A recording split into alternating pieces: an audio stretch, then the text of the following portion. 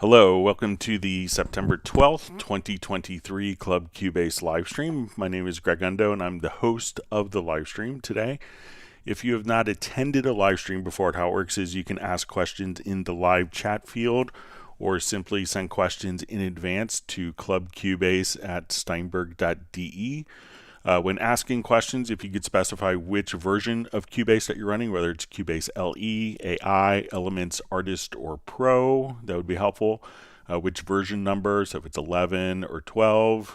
Also, if you could specify which operating system that information is always helpful as well. And when asking questions, realize that my ability to answer questions in real time I may not be able to answer them in real time. So if you don't see an immediate response to your question, if we could refrain from asking the same question over and over again, that would just make it faster so we get through more questions in the live stream. Several hours after the live stream today, we should have an index of all of the topics discussed in the live stream today. Pinned to the top of the comments field, so you could use that as a reference. Also, if we want to search for topics that have been covered in previous live streams, or over 27,000 topics, you could go to cubaseindex.com, and you want to thank Jan from Stockholm for creating that website. So once again, cubaseindex.com. We have two people that serve as moderators, Agent K and Jazz Dude. We want to give a special thanks to them. They're not Steinberg employees. They really just do this out of the goodness of their hearts to make it a better community. And also, we want to give Jazz Dude kudos for his work with the Cubase Nation Discord. So it's a wonderful resource for Steinberg users to take advantage of as a reference and kind of a collection of tutorials and articles and just a great reference.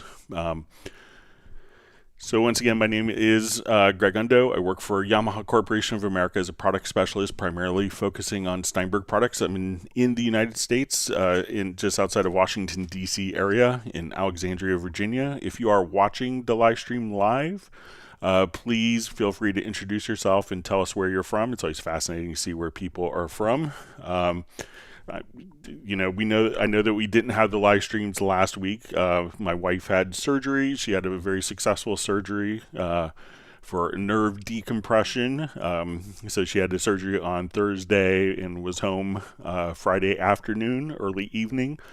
And she's recovering very well. I got a lot of incredibly kind messages and emails from people. I just wanted to let people know that she's doing well, and she's already, as of yesterday, kind of back to work and kind of working in a stand-up desk until she gets hers from her company. But she's recovering very well, and I just wanted to give everyone a special thanks for all the kind words and thoughts that were shared. So with that, let's go ahead and get to some of the questions. All right, so we see from Yazian says, Spectral layers shows a high tone if I want to make my low audio longer. Will this bug be removed from it to remix a song? Okay. So I'm not sure if you're, if it's low frequency audio. So let's say if we're doing, I just grabbed a quick kind of sound design type sound here, some different frequency ranges. All right, so let's take a look at this. I'm not sure if you're doing it as an ARA extension inside of Cubase, but so if I wanted to do if I was doing processing on particular frequencies, and let's say I just kind of cut that and listen to it, if it's something along those lines, it's because we could see that as we go vertically that these represent more of our high frequencies. So I'm not sure if you're doing editing within spectral layers or if it's after doing an extraction, but if you want if you could share that information, that would be helpful. But it could be just whatever files that you're applying it to. because you are just doing processing on, specific, frequency ranges. If you could share that, Yazian, that would be appreciated. All right, let me just go ahead and remove the extension there. So yeah, if you give us a little more information, and when you say you want to make your low audio longer, if you're time stretching it within spectral layers or what exactly you're doing with that. Okay, so we have a question from Steve M. from Windsor Wildlife Studio. Hello, Greg and Cubase users. Greg, can you explain how different choices using tempo detection analyze, such as divide by 2, multiply by 2, offbeat correction, and smooth tempo? Thanks. Okay, so I will go ahead and let's just take this particular event here, and we want to do a tempo detection.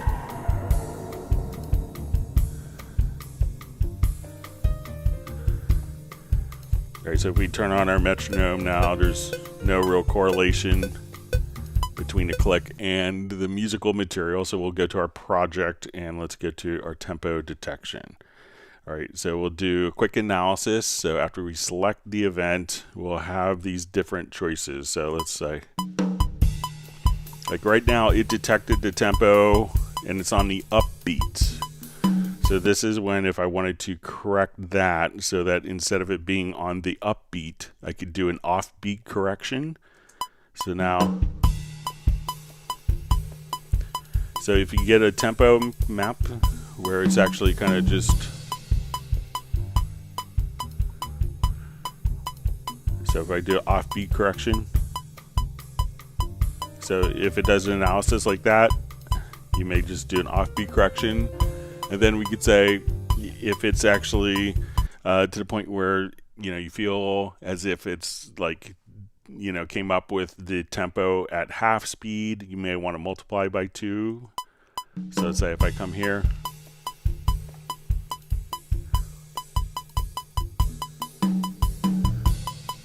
or if it detected it and you thought that it was doing eighth notes instead of quarter notes, that's when you could divide by 2. And if you're doing 6/8 time, that's when you may want to choose to multiply by 4/3, 3/4, or 3/4. And sometimes you may just have really erratic tempo changes that are kind of, and that would allow you to kind of smooth the tempo, would kind of even out the different tempo changes for detected tempo. So that's what some of those particular options are set for. All right, so we see a question from Fred Robinson. Great to see you on again. This is, hi Greg, been a while. Can you explain the show scales button on a chord track? Really shows, plus how it relates to the song's key, need chords to display any key, but get a mix of flats and sharps. All right, so if we add a chord track here,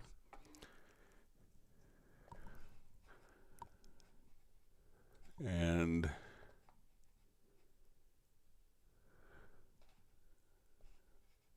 all right, so we'll just add some chords.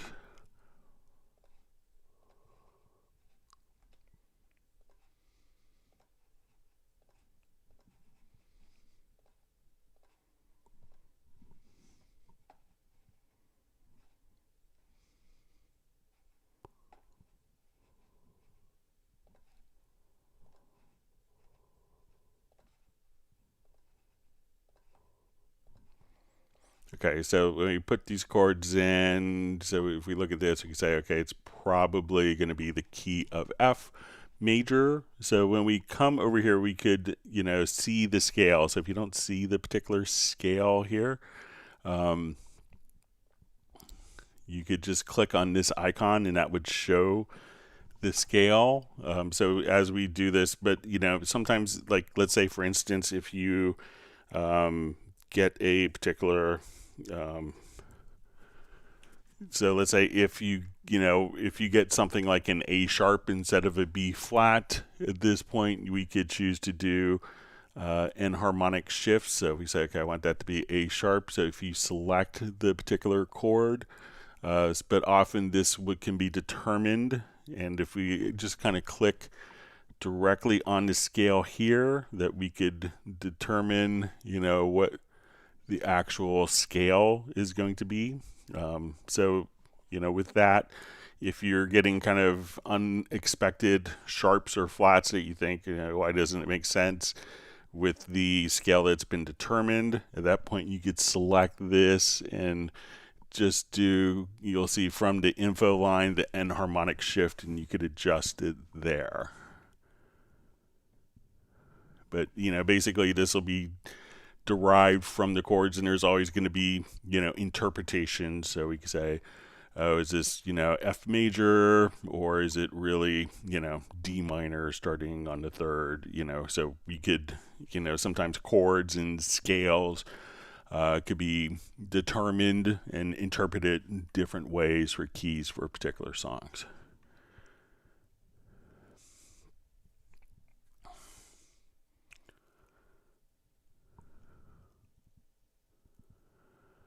All right, so we see a question from Uno Memento from Finland. It says, hi, Greg and Cubase family. Hope you're all well. So doing well, thank you. So it says, in the mixer, if I press solo, say in the bass track, some other tracks will be soloed too. Others are muted. I deactivated read for all tracks. Now only a bass track is soloed. Is that meant to be so? So sometimes I think, let's take a look at a project that may have kind of similar layouts for us.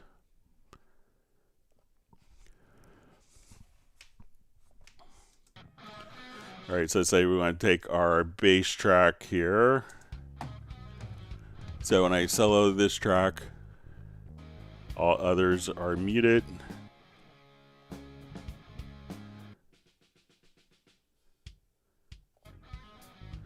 And it could be maybe if there is mute automation on a particular track. So let's say if I have, I'll automate this particular track, say the guitar track, and let's say we want to do mute.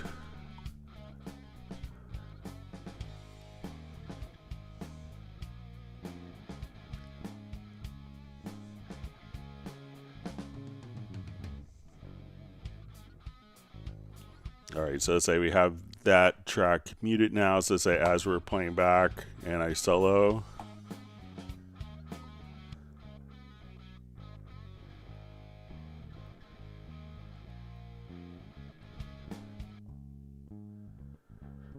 So so what's going to happen, I think what's happening is the mute automation is still going on independent of muting this. So I think that there might be a way, like if we, let's see if we come directly here.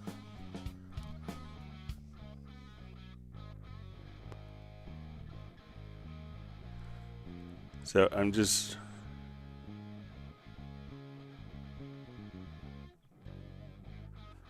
all right, and we just watch the, so that,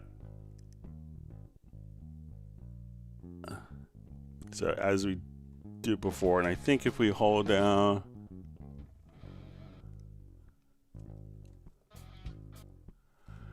so it could be that the tracks are going, that are following the automation, and then when you disable read automation, that will work. But let me just,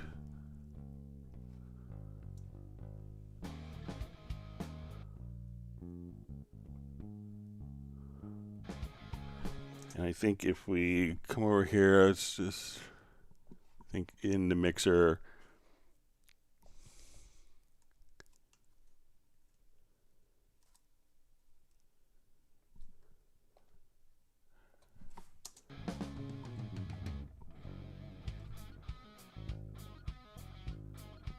Now you can hold down, the one thing to experiment with maybe on the tracks here, if you hold down command or option, or command and command, an option, and alt or control that you could do a solo defeat. And let's see.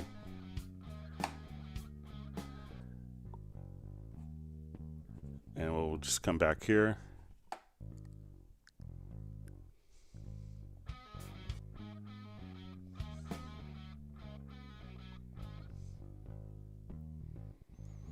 So it could depend on, if you have mute automation. So, experiment with that and see if you have the mute automation on, because it could be that the automation itself is, still following.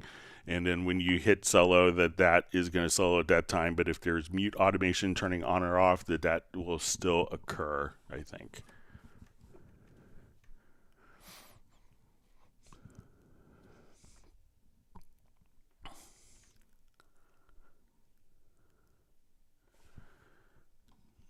Thank you for the kind words, Jazz Dudes. Yes, I'm glad my wife is doing well.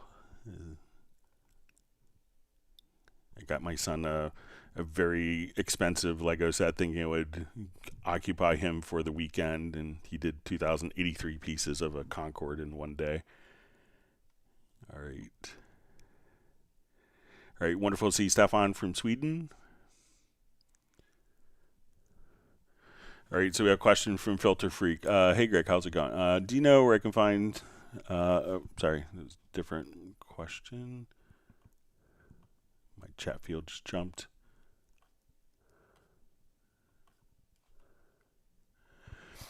All right, so it says, hi, Greg. Question, part 1 of 2. I'm having issues with Cubase 12.07 audio pool. I create a temp project. When I'm happy with... I'm happy that the project's worth working on. Then I prepare archives and back up to a new folder. But if I start working on a backed up project, the audio pool still has a directory of the temp project. Okay, so let's give this a try. So we'll come here, let's do a new project.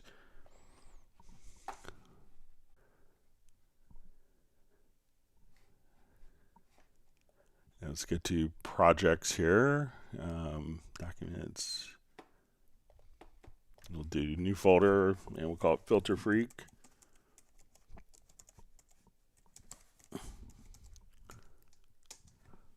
Okay, so let's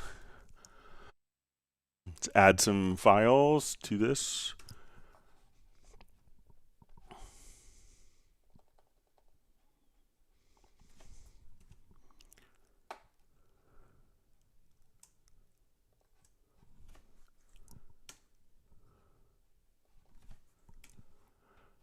All right, so we're going to record these files. Okay, so now we're going to look at our pool window, and you hit Control or Command plus the letter P, and we're going to check their path. So this should be in the Filter Freak temp folder, audio. So these are all in the audio folder. So what I want to do now is I'm going to choose Backup Project. All right, so we will come over here. Let's do Backup Project. And what we want to do with this is I'm going to create a new folder. So we'll say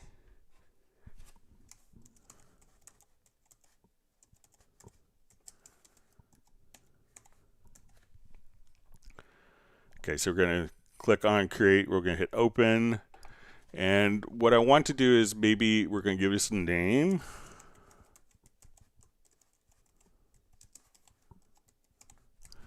But I want to not keep the current project active. So we will now come over. So back up, and let's open up that project.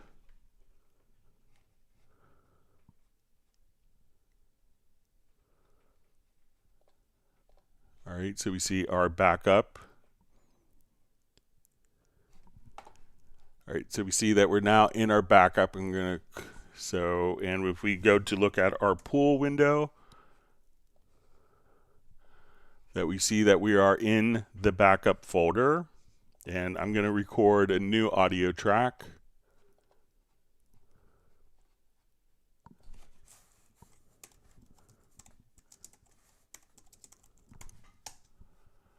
Okay, we'll call it backup test path and record this.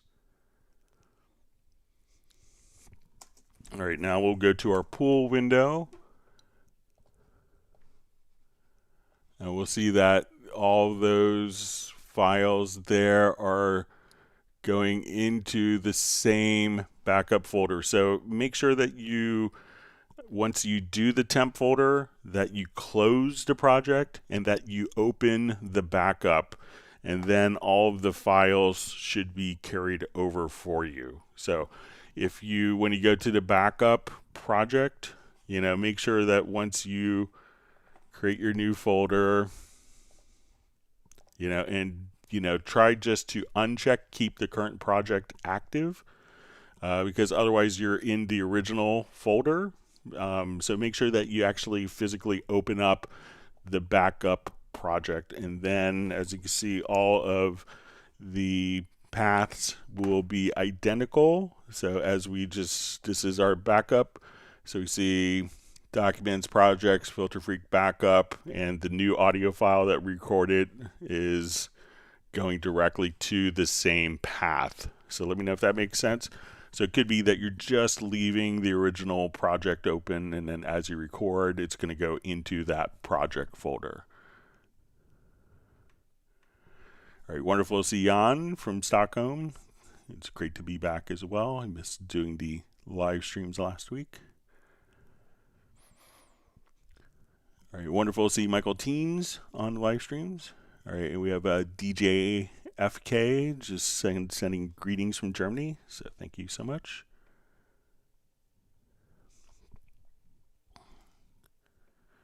Always wonderful to see David Glick on. All right, so we have Ian Thompson checking in from is it Teesside in the UK. Thanks for being online with us today.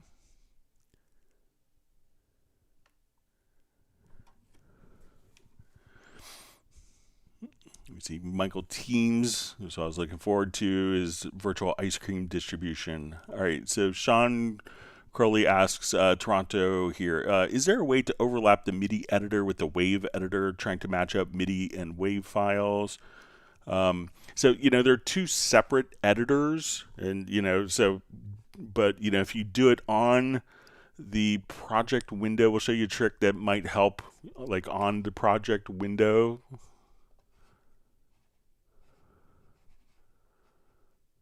All right, so let's say I have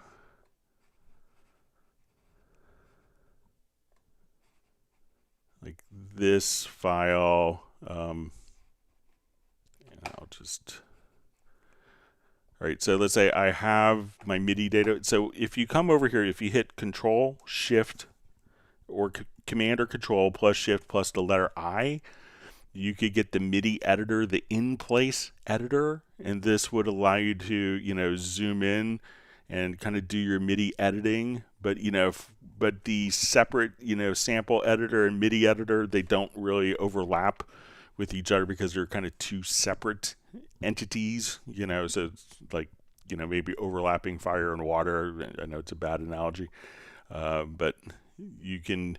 but just try Control or Command plus Shift plus I, and that will open or close the in-place editor. And then you could see the MIDI editor and the audio on the main project window pretty easily together. So let me know if that will work for you, Sean.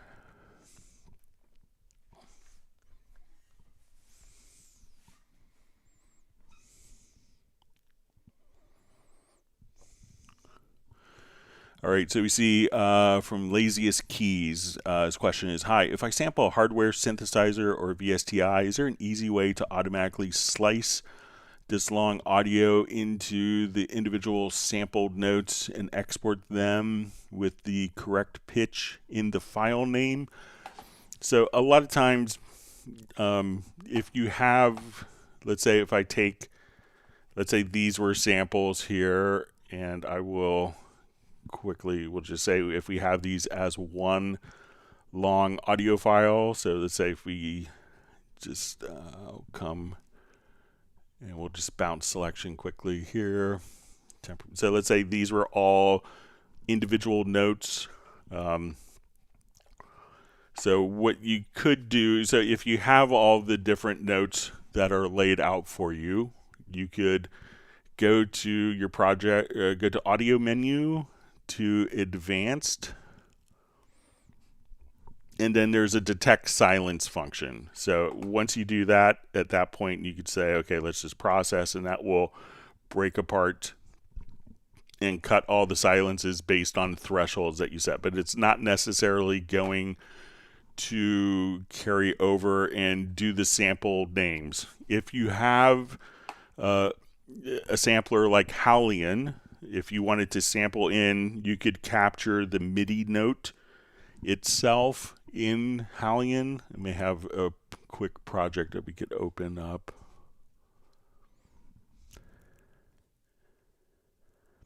So if you're doing this in Halion,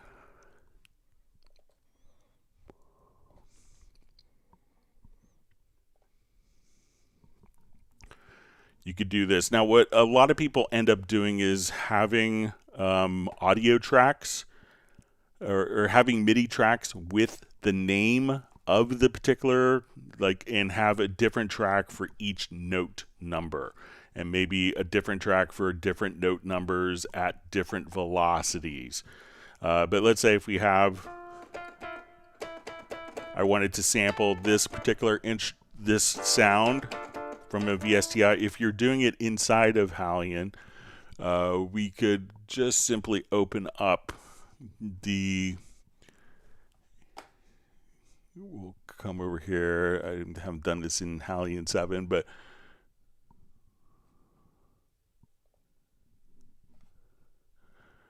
there is a way that you could basically sidechain directly into the instrument. Let me get my window set here.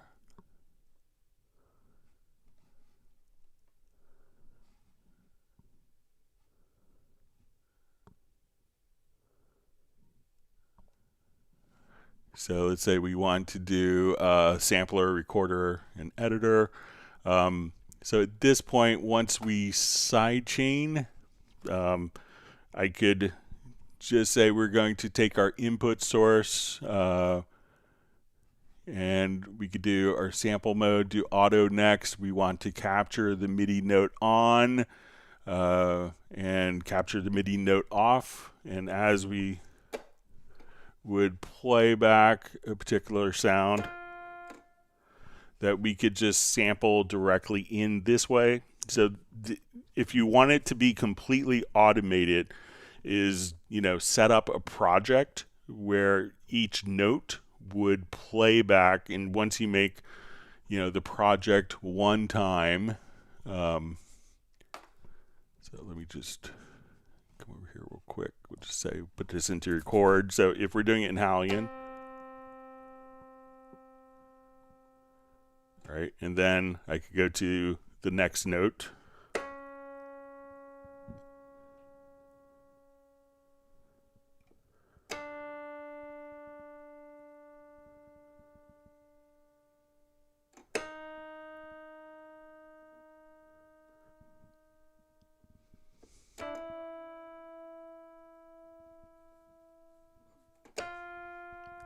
So you could just kind of build up your sample instrument just like that inside of Halion to do sampling. But what a lot of people do, if you want to make it completely automated, is just to have each note on a different track. And you want to have, let's say, on this particular note here, I wanted this to last for, let's say, 8 measures.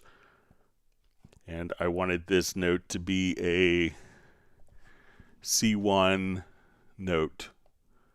So I could just put in, let's say, we'll make this. All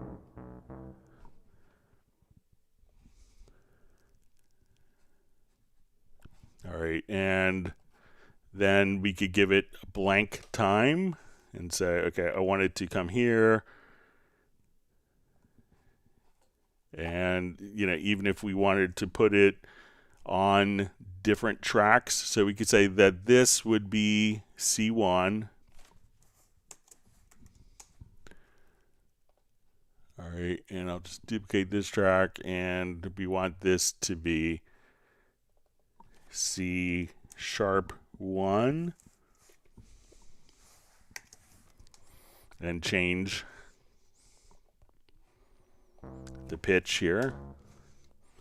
And then kind of do that for each of the notes. Then you play the MIDI sequence that could then, you know, capture all of, you know, or once you have this for your different instruments, and then you could just render and place all the different instruments, and the name, you know, of the note would automatically be carried over. So if you just kind of, it's a pain in the butt to make once, but, you know, you could just kind of copy and just move the notes. You could add different velocity levels if that was something that you wanted to do. And that way you could just play a sequence and sample it directly and have all of the audio files with the sample names preserved and the note names. So if you wanted to have all the note names preserved, you know, that's probably the best way to do it. It's just kind of create a sequence. And from that sequence, you can just hit play and take it to multiple instruments and just hit play and record, and everything will be kind of sampled for you.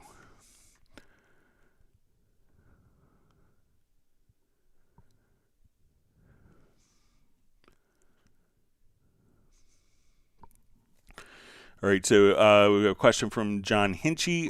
In Spectral layers, how do you move stems to individual audio tracks once you split them out?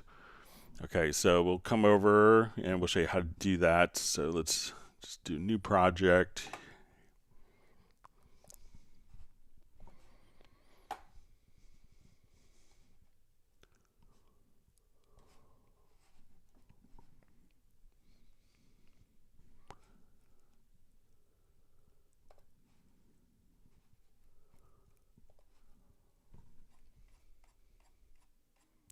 Do something where I won't get a copyright ding on me.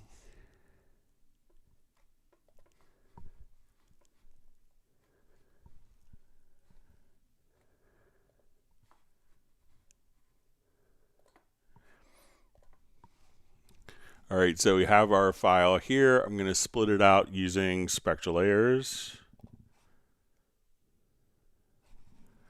So we'll come over here, go to unmix, and we'll say, let's unmix our song. All right, so do vocals, guitar, bass, piano, drums, other, and we'll hit OK. And let's take just a couple minutes. So again, what this is doing is basically taking a multi-track song,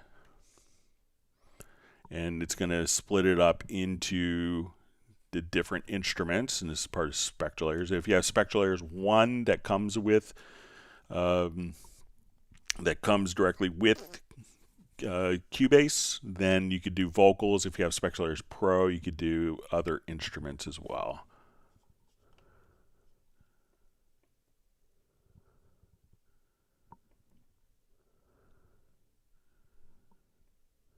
All right, we'll just let it kind of do its thing.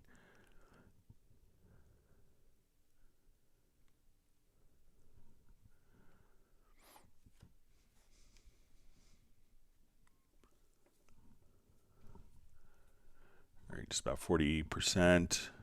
See. All right, you see, thank you for the kind words, John, about my wife's recovery. Appreciate that. And see that Michael Teams has granted my family, myself, one gallon of blackberry and cream ice cream. So that'll be good. It's anti-inflammatory blackberries. So be good for my wife's nerves. All right, we see Michael Marshall sending greetings from Somerset in the UK. Great to see you. And Spike Williams from Rhondda in Wales. Thanks for being on.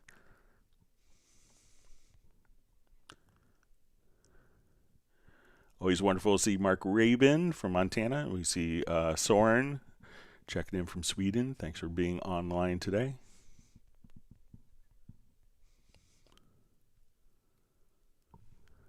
All right, so we're just about done breaking this up.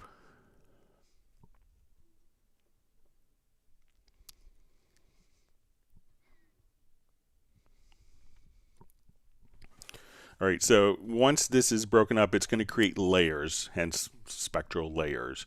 And each of the layers will be a different color. So as we wanted to play it all together, we'll just give you an idea, just a quick reference. Let me let you know what I'm about and what is. So if I wanted to get like an individual layer, such as our vocals, I just drag it from the layers tab, and now we can see that the vocals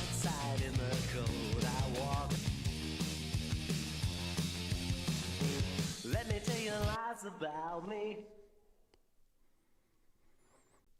Let me tell you lies about myself.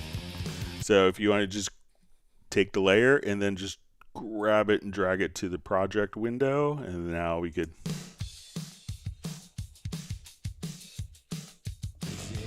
what is outside in the cold, I walk alone. So that's all you have to do is once you see the layer, just drag it right out, John, and then you could have it as a separate audio file in your project. All right, so we see Rob asks, hi Greg, my project is using audio files from a folder on a different drive than the folder that the drive the project is in. How do I move the audio files to the folder in the project working folder? So if you go to media, all you'd have to do is click on the prepare archive, and then that would move all the files, all audio files that are being used within the project to the audio file folder. So go to media menu and then just choose prepare archive, and then those files will be moved over to your project file folder, to the audio file folder there.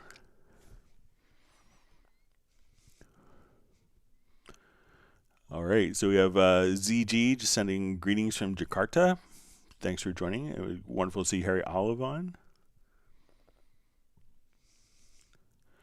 All right, so we see from Fred Robinson says, thanks, Greg. I hadn't noticed the enharmonic shift in the info line.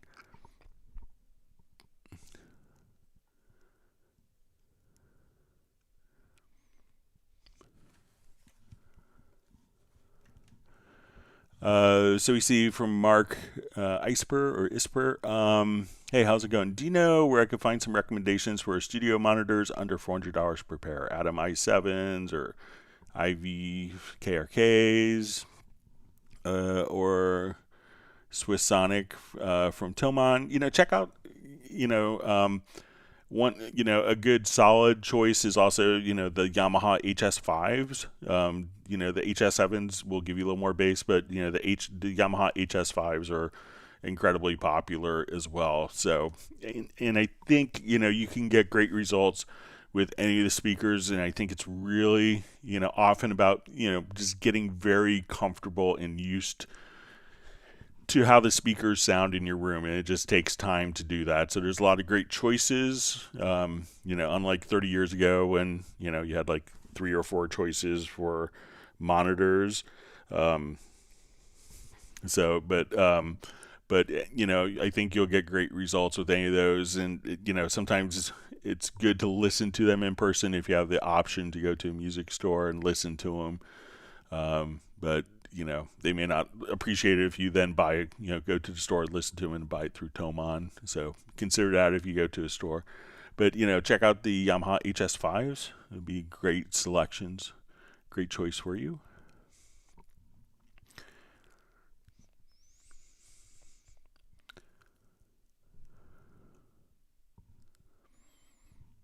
Yeah, you see Mark Rabin just says, listen often, listen to your favorites through so you understand the frequency response of monitors. And he's also, Mark is kind of says the Cali and B&W speakers. All right. Thank you for the kind words, Nick, on my wife. She's doing great. So.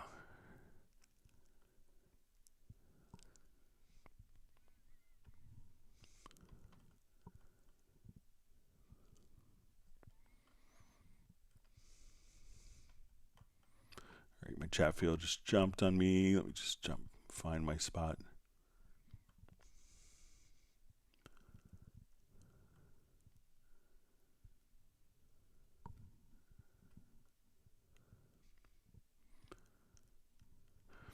All right, so we see LP's Music checking in from South Africa. Thanks for joining us. All right, we see Nick is saying hi to Stella, Mark Raven's dog. We hope Stella's doing well.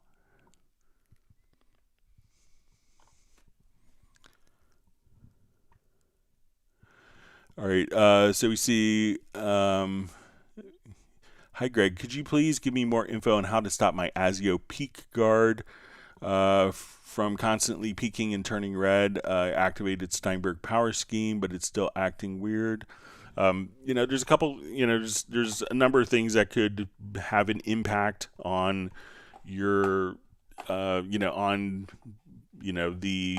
performance meter. So we see this is going to be an audio performance meter that we see here. So if we wanted to go to your audio interface, the first thing to do, if you haven't done this, is go to the control panel. If you lower the buffers, that means that your computer has to work harder. So if I come over here, we can see my CPU goes up when I'm at 32 buffers. So raising the buffers is a good way to do it. Now, when we see this, we see that, we have different tracks that, if tracks are record enabled and they have, let's say a heavy plugin with a lot of processing and latency. So I'll just add kind of like a multi-tap delay, one with a lot of.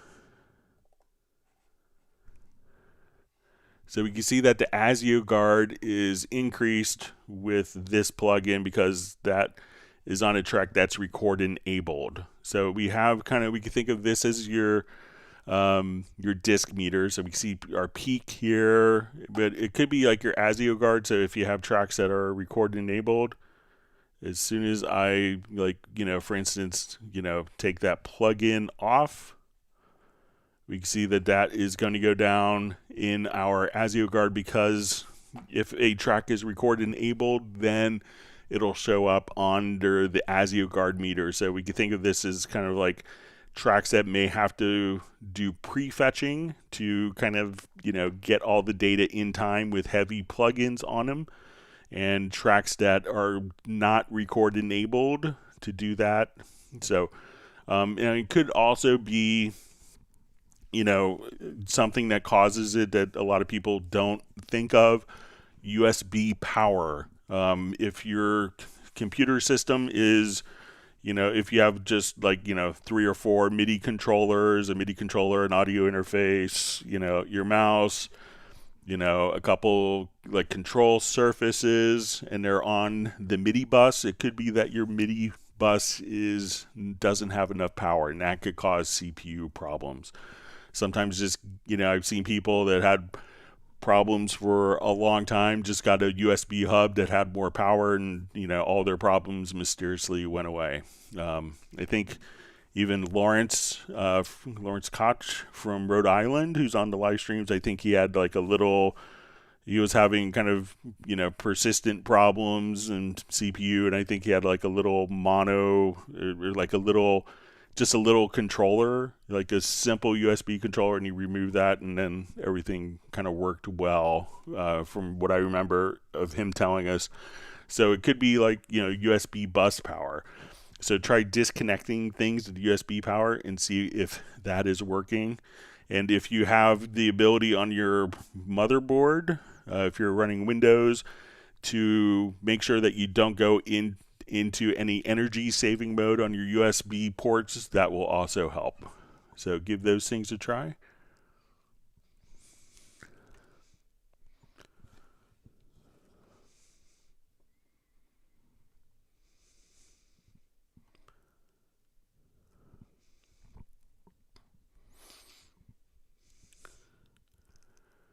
All right.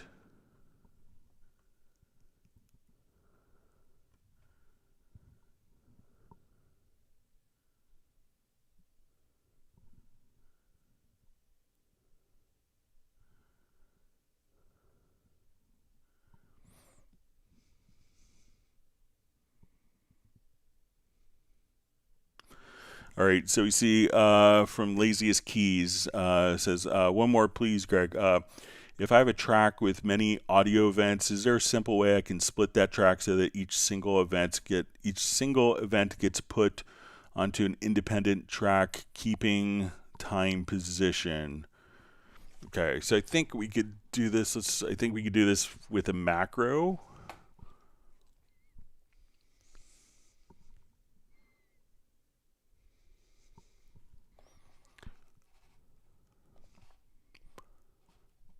All right, so let me just grab some media files here. I started.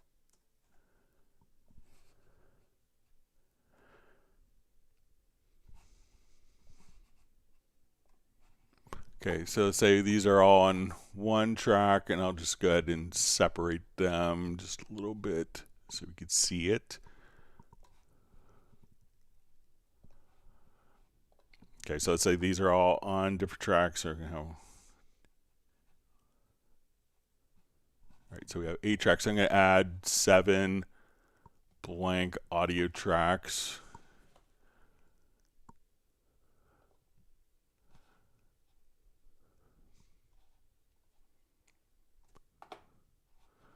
All right, so let's see if we could and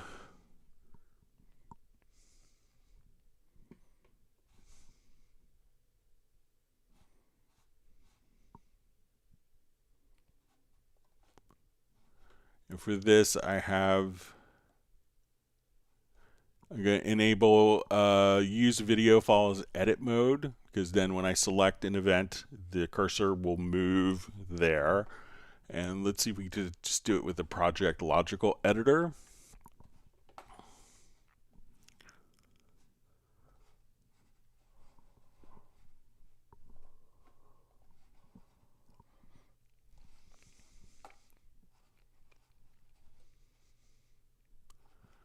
Okay, so we want to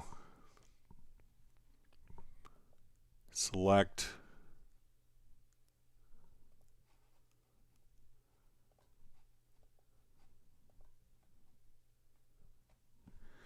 So we're going to select events that are, we'll go to position, beyond cursor. Okay, so now, okay, and what I want to do is, let's see if we could nudge down.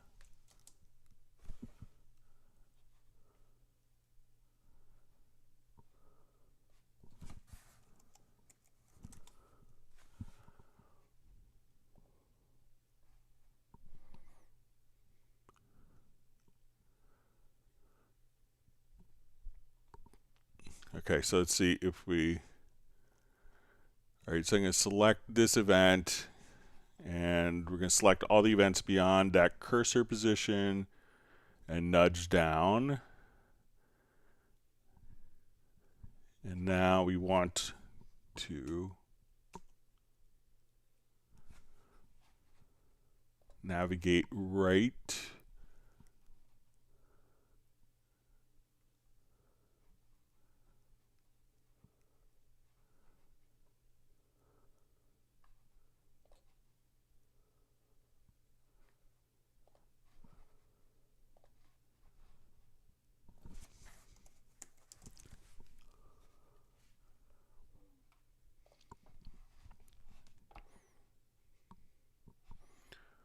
All right, so let's see if we can.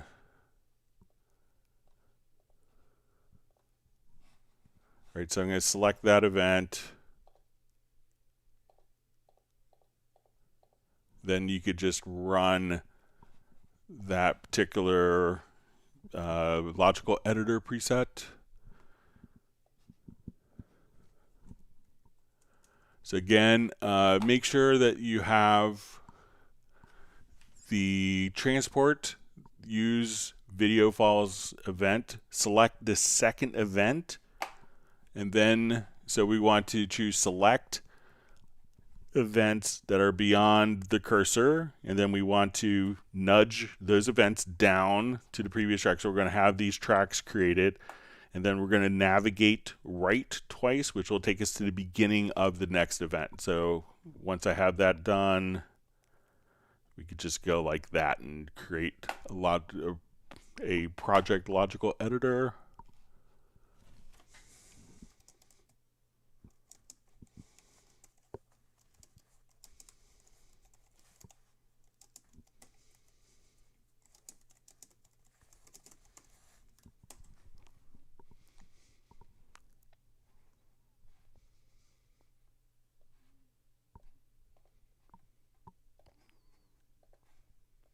And I'll just say enable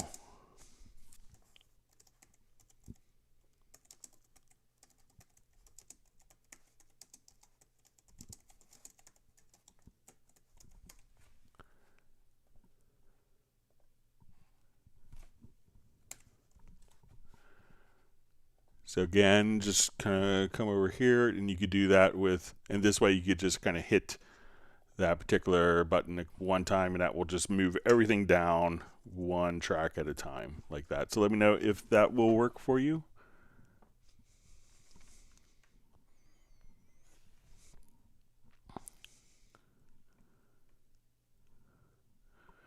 We see Nick is having a lot of rain. It's 2 months worth of rain in the last few minutes. We had like really heavy rain yesterday here in Washington area. I think it's coming again in a couple hours.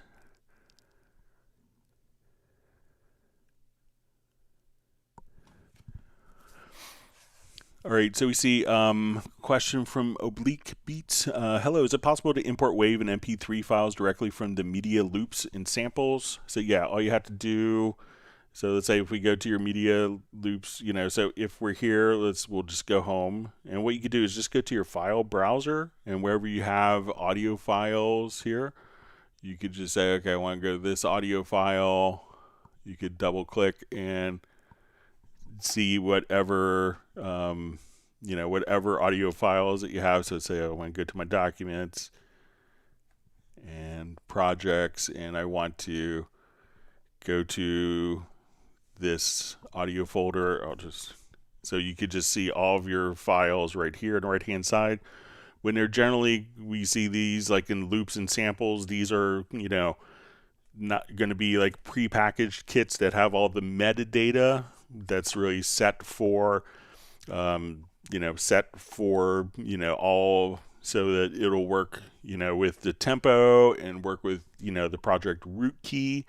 But if you just, on this particular page, just go to your file browser, you could see any audio file on your system and browse and drag and drop it right into the project, whether it's MP3 or WAV or other files.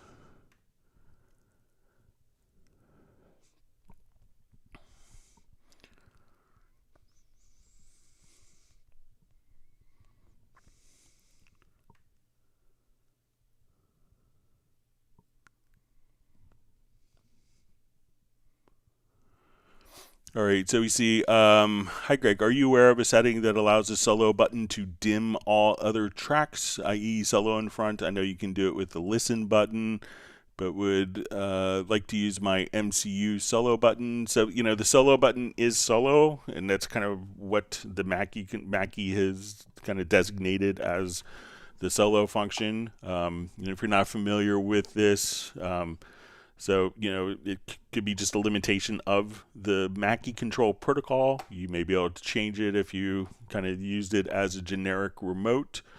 But, you know, so if you're not familiar with kind of this concept, so the solo in front, so let's say if we're here and I wanted to solo the bass, all the tracks get muted. But if we wanted to hit the L button, we could listen.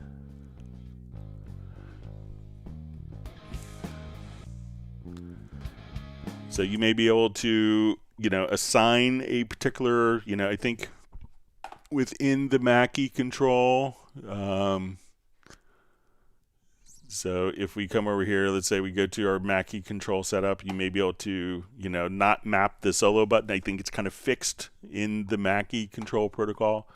But if you come here, maybe one of the, F1 buttons, we could say, a function button. We could say, okay, I want this to do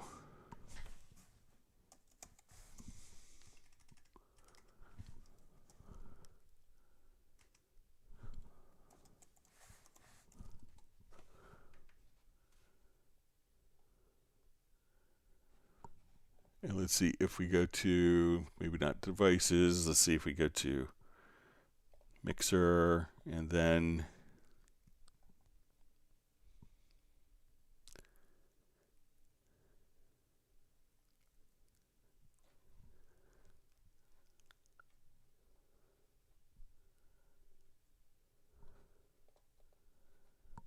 or maybe key commands.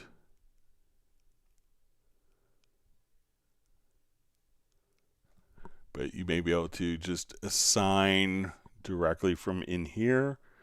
But I think just the Mackie control protocol just does solo for solo and not the listen bus. But you may be able to, if you're doing it as a MIDI remote control, like where you're doing it in here for the MIDI remote, you could remap it for listen on the selected track. But if you use the Mackie control protocol, that's just a limitation of that particular protocol.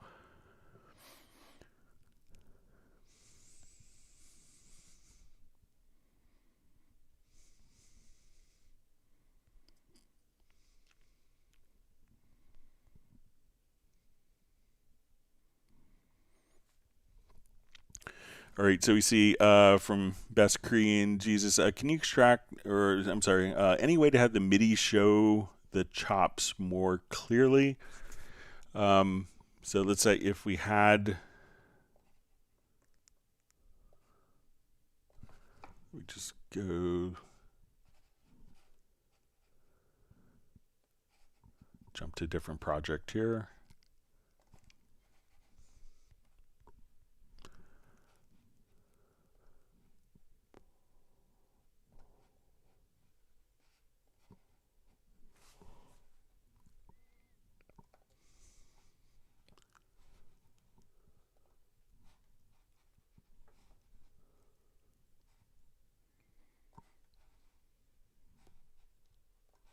Make that the active project, sorry.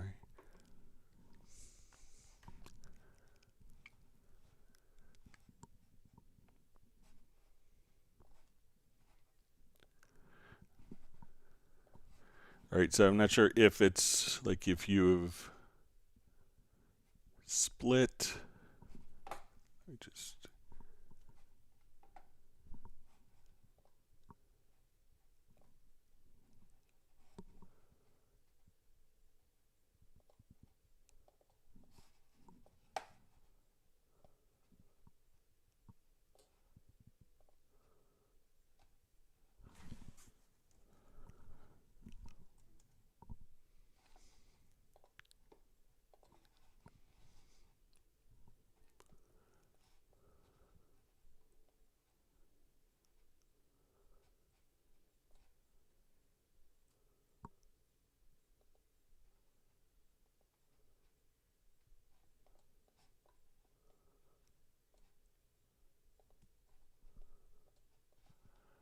So I'm not sure, Best Green Jesus, if this is kind of your scenario where these particular notes may be split. So one way to kind of get an idea is maybe as you look at it, so you can see that these notes are lined up right next to each other. So generally, it may not be as obvious until you select it, but what I often use as kind of a frame of reference of where cuts maybe if the events don't have a gap or space is just looking at the velocity line. So, and then here you can see exactly where the splits are occurring, even if you just, those maybe, 3 sets of, different notes along those lines. But let me know if I'm misunderstanding the question, Best Green Jesus, and it's great to see you on the live stream.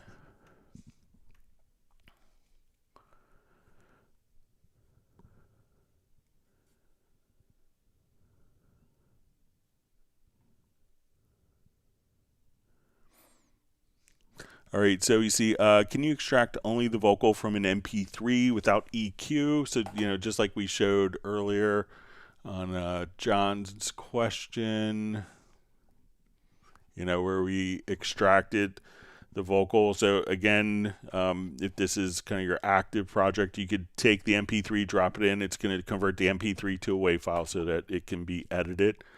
And then when you go to Spectral Layers, and you double click, you would go to the unmix process, and then once you would see from unmix, you could unmix the song. But if you have a Spectral Layers 1, and that comes with Spectral Layers 1 version 9 comes with Cubase 10, or Cubase 12 rather, but you may see just unmixed vocals right from there. And just as we were kind of playing earlier,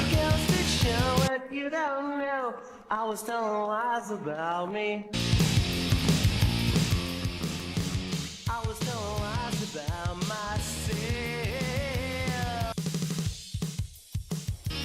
And then other more high-end versions, you can extract different instruments. But yeah, you could do it. You don't have to use EQ for it. You could actually just extract it using really smart AI technology for that.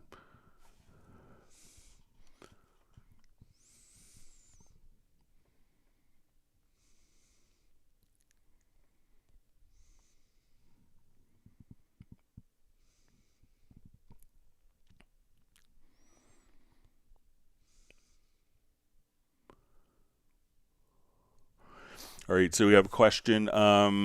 Hello, is there a way to manipulate the pitch of an entire track live via the master bus with or without tempo change? I know how to do it as a mixed down audio file, but not live. Thanks. So let's say we'll take this project here, and we'll have everything kind of going through our output console here. So if you want to do it like as kind of a plug-in, you might be able to, let's go to maybe the FX modulator, and let's just come here to pitch shifter.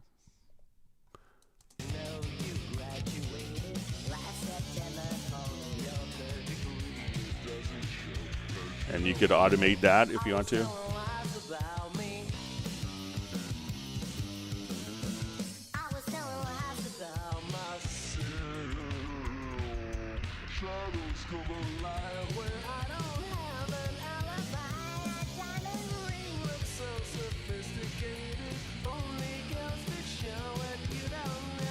So that may be a good approach if you wanted to like have a plugin that you wanted to automate. You could just put like the pitch shifter and in FX modulator and do that, and that is something that could be automated if you wanted to take like kind of a whole track, while it's playing.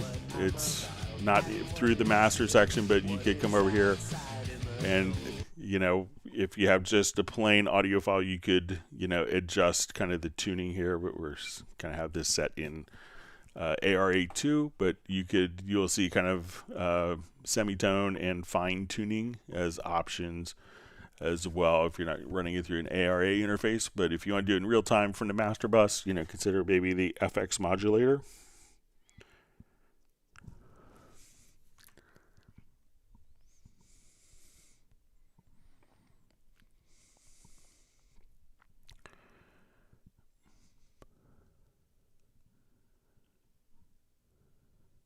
All right, reading through questions. All right, we have Lawrence Koch from Rhode Island. Great to see you on, Lawrence. Glad you can make it today. Let's see Gerald Elion from Martinez, California. Yeah, my wife is doing great. Thank you for asking. All right, we have Fred Red who asks how to use the control room, and let me find my spot.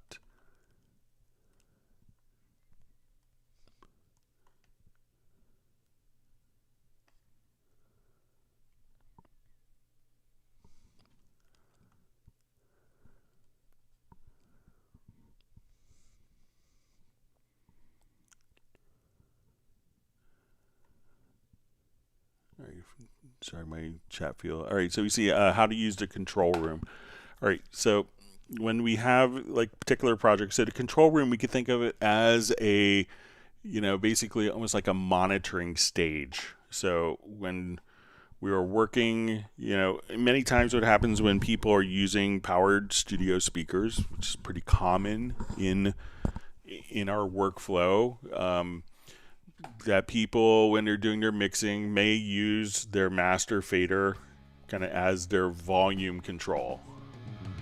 So if I use my master fader as my volume, you notice that as I, let's say if my speakers are turned up loud, and this is like my comfortable monitoring level, this level may not be the ideal gain structure of the output. So if I exported a mixdown file, like where this sounded loud with my speakers, and I exported the mixdown file, it may sound very weak and have low levels of amplitude, because this is affecting kind of the gain structure. So if I wanted to affect the monitoring volume without affecting the gain structure of the mixer, that's when we could set up the control room. Now, when we set up the control room, we go to our studio menu, to audio connections, and this seems counterintuitive at first, but you have like a stereo out or 5-1 out or whatever outputs that you have.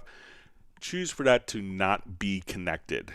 And then we go to the control room. You could right click and add a monitor and then have that connected. So now the audio is going to be going through the control room on the final monitoring path.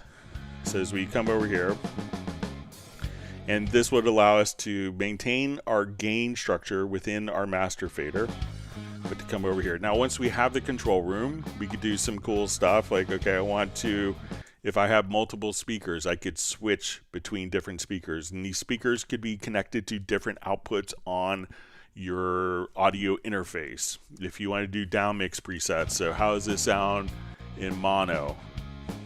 How does it sound in stereo? So we could switch between different, speakers, different configurations. We also have, as we were just discussing, the listen bus. So we could solo tracks to mute other ones, but we could also listen to particular tracks and dim the other tracks. We could set our click track volume, and then we could also run plugins. We may have some plugins like room correction plugins that we don't want to be applied to the mix, but only to our monitoring source.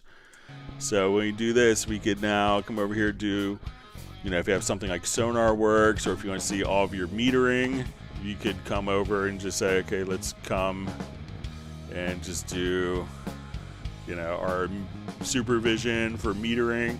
And this is going to be everything that's going through the control room.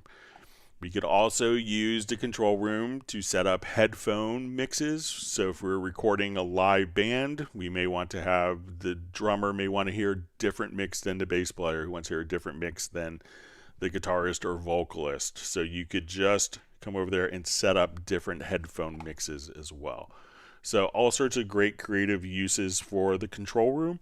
And just think about it, and this is kind of very similar to a traditional large format console where the monitoring path is decoupled from the gain structure of the mixer.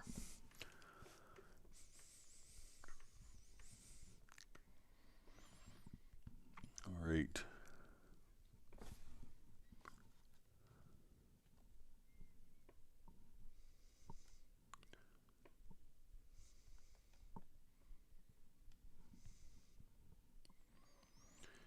All right, wonderful to see Michael Pierce on from Grand Chapel Studios outside London.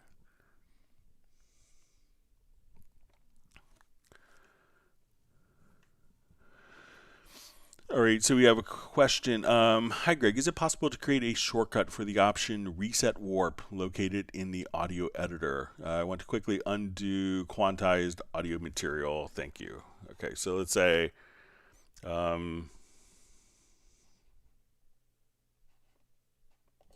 all right, so I'll just do some awful warp editing here real quickly, just so we could see.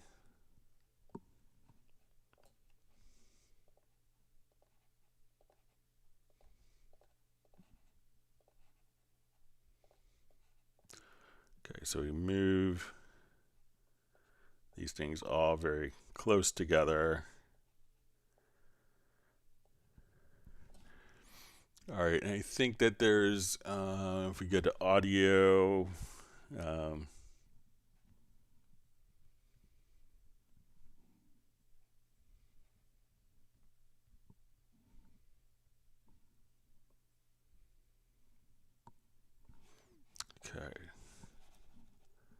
Let's see if it's in the sample editor.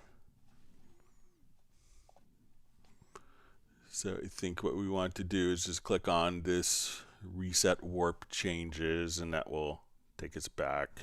Right.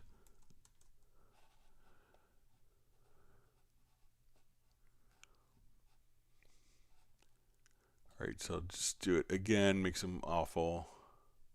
So it's the function that we're looking for.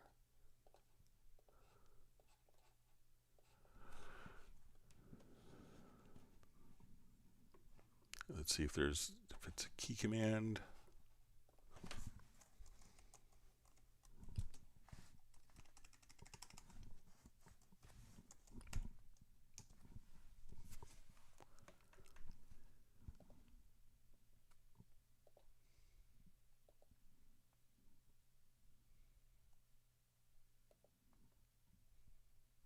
All right, so now it's very audio.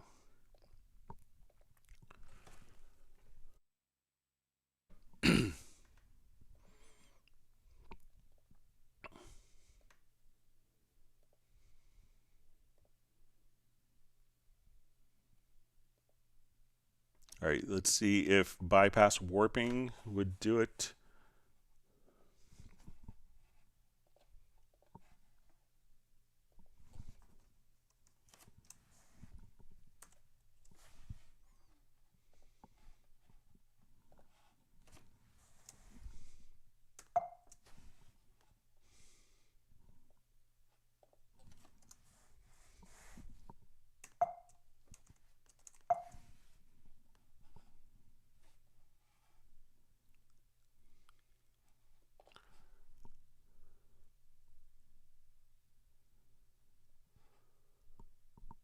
All right, just make sure.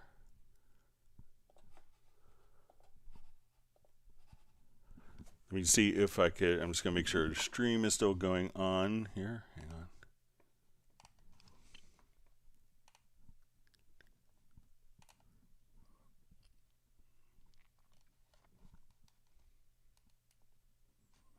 All right, so I think we're okay. I just want to make sure I didn't shut the stream down accidentally. All right, so let me see if I could assign that warping from the MIDI remote.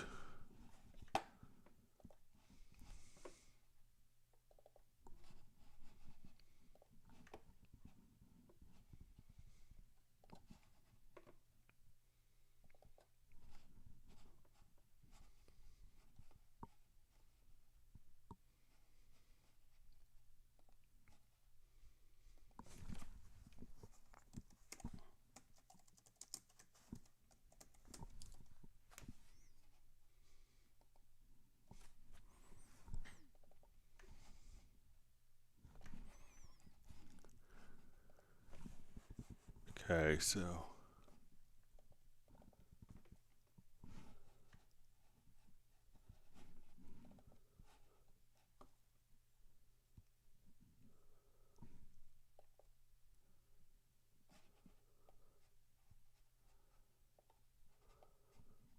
you might have to use that particular reset warp.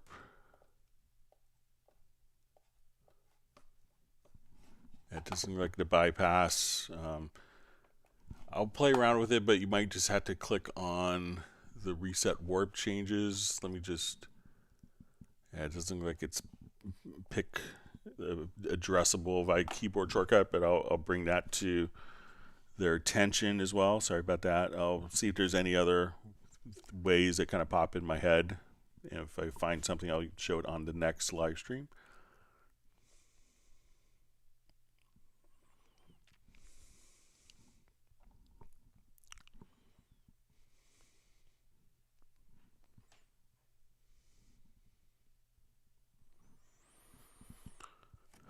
All right, so wonderful to see Captenergy Music. Just saying hello to everyone. All right.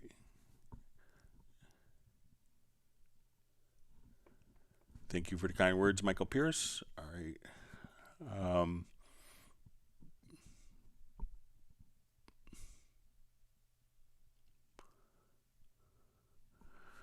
All right, so we see Harry Olive just says, Greg, I'd like to use a vocal track and split various frequency bands onto 4 individual tracks, say 0 to 1K, 1 to 2K, 2.4, 2 to 4K, 4 to 8K. Is it possible in real time?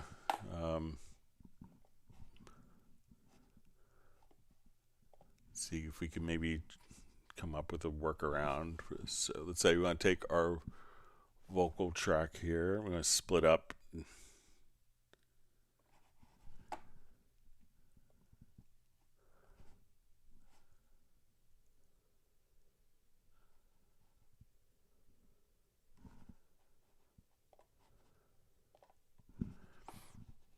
All right, so let's try just maybe.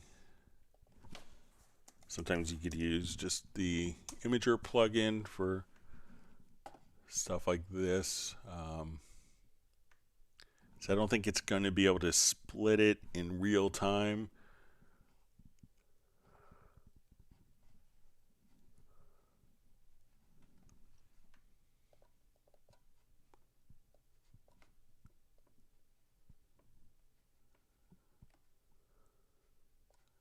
We could do some different frequency ranges here. So let's say, you know, if I was only taking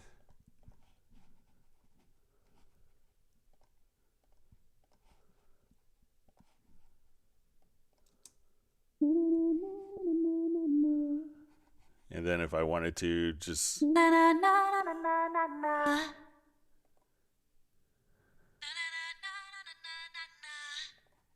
then we could listen to, like, say highs here.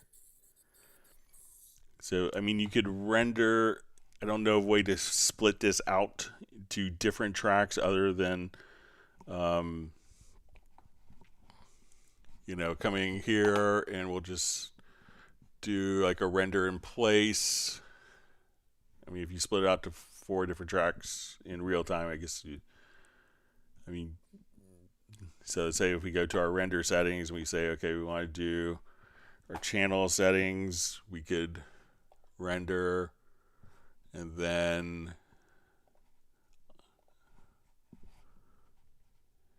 again render in place. So let's just say we go here to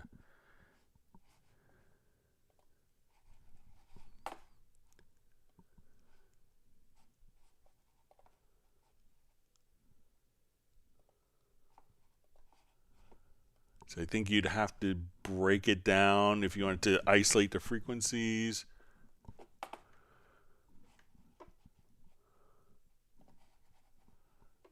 And like solo each frequency band here.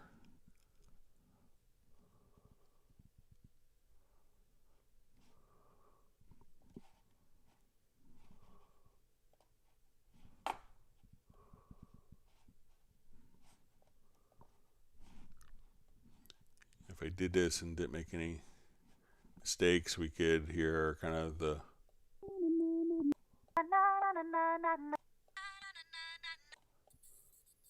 so you could break it apart like that if you wanted to.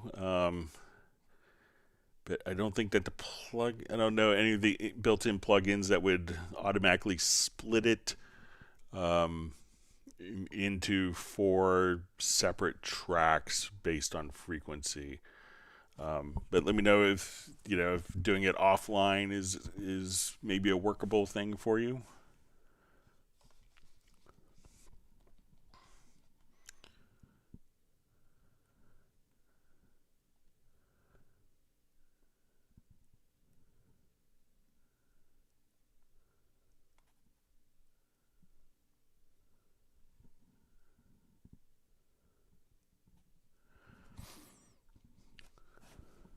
All right, so we have John Hinchy asks, in MIDI step record, how do I click into the bar and beat I want to start? It always goes to bar 1, beat 1 of the project, then I have to use the right arrow clicking in bar disable step input.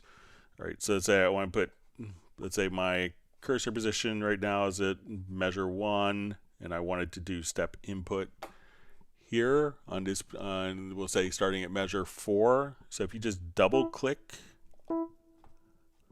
so here, I think if we just, I'll just blow this up. So say we're gonna, so step input enabled, and then just double click, and now,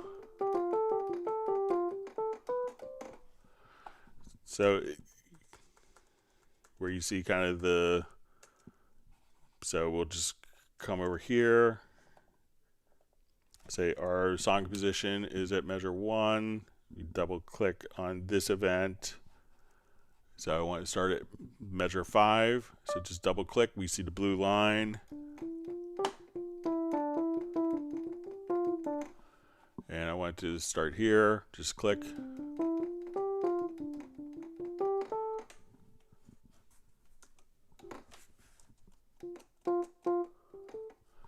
So just kind of double click lightly and you'll see kind of the blue cursor, and that's where you could do your step input.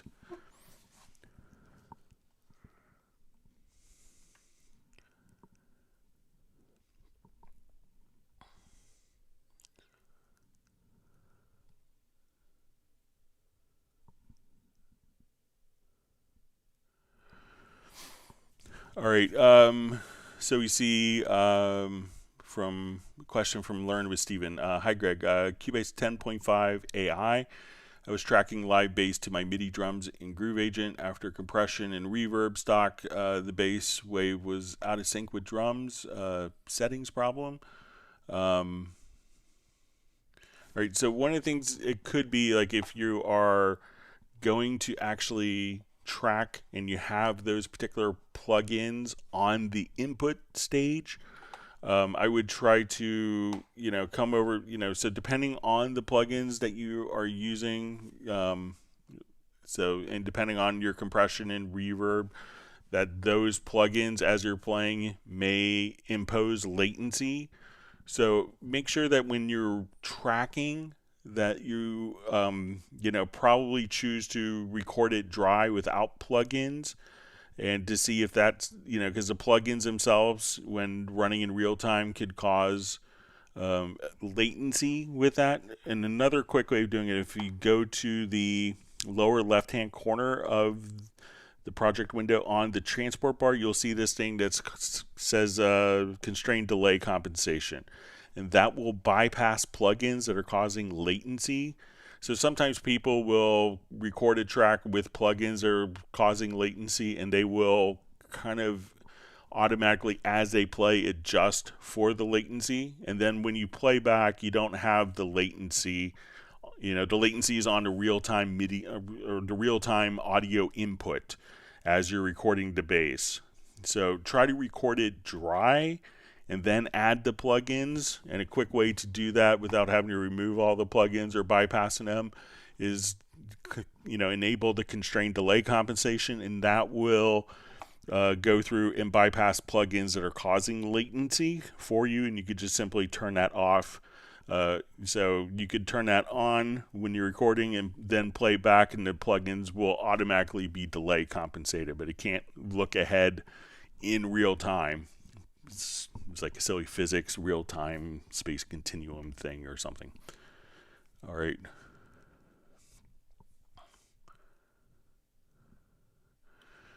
All right. So we see from question, hi Greg, can you please explain about the volume database in Media Bay, when and how to use it? So with the the volume database in Media Bay, so let's say we had, I'm a composer and I have an assistant, and we want to have all the same ratings, the same files, the same samples between different computers. So what you could do with the with the volume database is move that from one computer to another computer so that the settings, the tags, all the user information from one computer can then be carried over and applied to other computers. But it just allows you to kind of save all, it's the file where all of your metadata, all your tags, all that information is going to be stored, and that way you can put it onto other machines. If you get a new computer, you can just copy that file over and then, be right where you left off.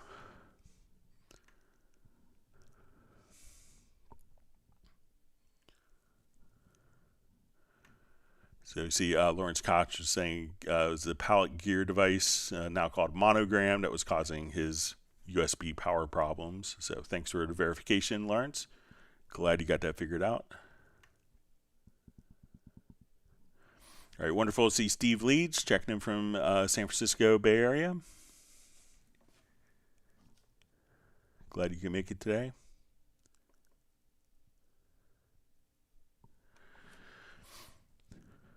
All right, so we see question. I have a lot of UA 32-bit plugins. Cubase doesn't see this in 64-bit mode. Is there a way around this problem? Maybe using a converter like the JBridge or similar, or is this bad for my music? So generally, all the UA plugins have been updated to 64-bit.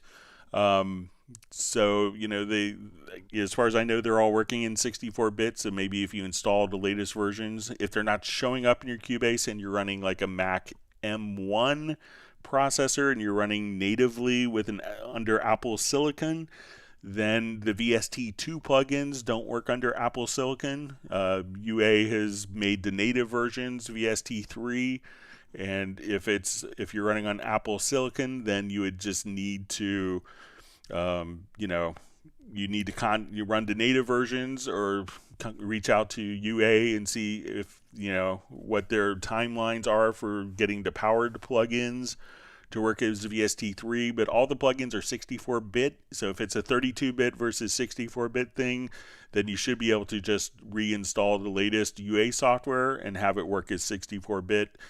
If it's want to use the powered DSP plugins on an M1 Mac and I'm running an Apple Silicon, then that's kind of up to Universal Audio, and you can check with them if when they're going to get it updated. So.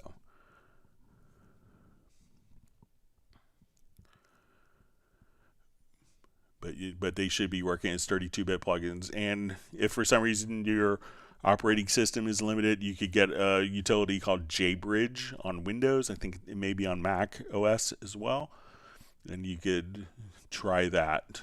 But their plugins are in 64-bit.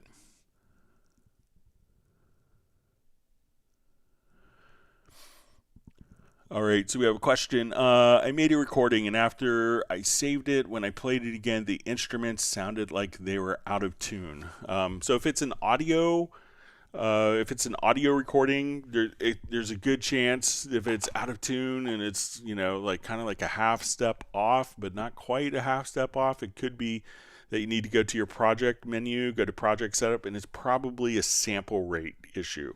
So check to see, if you select a particular audio file here, you can see, what sample rate the file is as you look at it. So you can see this file is 44.1, 24-bit. Make sure that when you go to your project menu to project setup, that you actually have the same sample rate. So if it sounds out of tune, usually that's going to be a pretty good description for a sample rate mismatch scenario.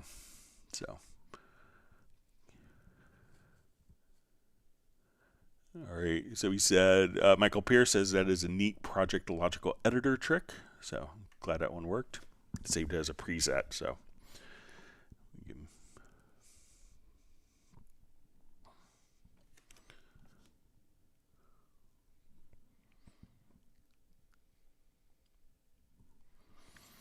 All right. All right, so we see Mark Rabin just says, great Cubase users, show your superior clicking skills and smash the like button. So.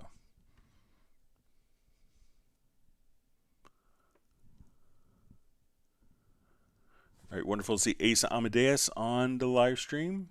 And my chat field just jumped on me. Let me just find. All right, it says I recently purchased some Pad Shop and Hallian 7 libraries installed on the right panel and click on the library. The list of sounds do not show up. Thanks. All right, so make sure, there's a utility that you could check if you come over to the Steinberg Library Manager, and make sure that when you go to like your Hallian, that you actually, that you see it listed here. So depending on, like, usually it will install it to a default location, but when you go, just if you see it here, you may want to, just make sure that it's visible in this list. So you can see that we'll have Pad Shop libraries, we'll have our Hallian Groove Agent, so various libraries that we get all access directly here. If it's not showing up here, what you would do is just find the .vst sound file, and you could right click on it, open it here, and you could right click and say open in Steinberg Library Manager, and that will make the path an association and link it to Cubase so it knows where to look for those particular files.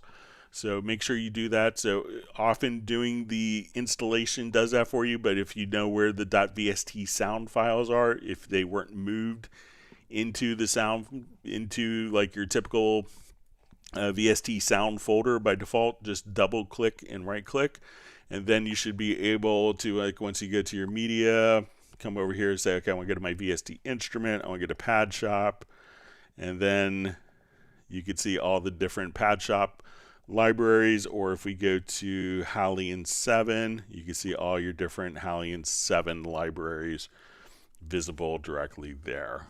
So, but try just to right click and say open in Steinberg Library Manager, or double click, and that should launch the Steinberg Library Manager for you, and then make that link between the location and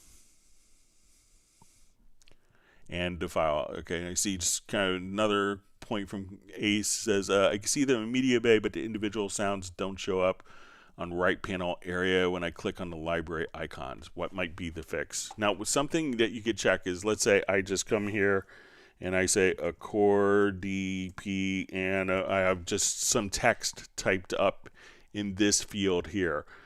Now when I go back and I go to search in VST Instruments in Hallian 7, I say that, make sure you don't have like a text typed in here.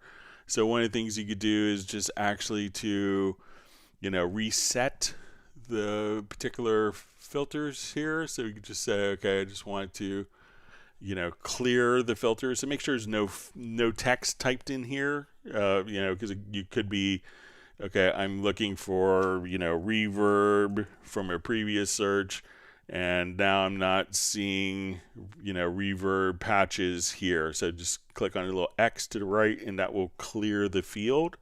So make sure there's no text that's is hanging out and lurking from a previous search directly there as well.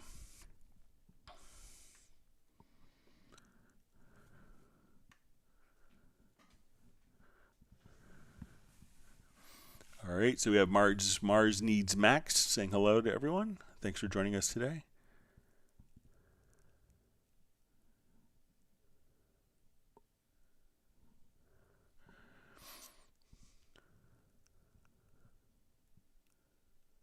All right, so we see from Mars Needs Max question, is there an explosion function for MIDI clips where I can key command the separation of MIDI notes? So if we wanted to do that, let's say I want to take this particular event, let's say I want to take these notes here, right? So we have chords in this particular event. And what I could do is select that. We go to the MIDI menu, and you'll see dissolve part, and we could choose separate by pitches, and I'll say process. And as we do this, now each note can automatically be placed onto its own track. So once again, go to your MIDI menu to dissolve part, and then choose separate pitches, and then each note can be put onto its own track for you. me know if that helps.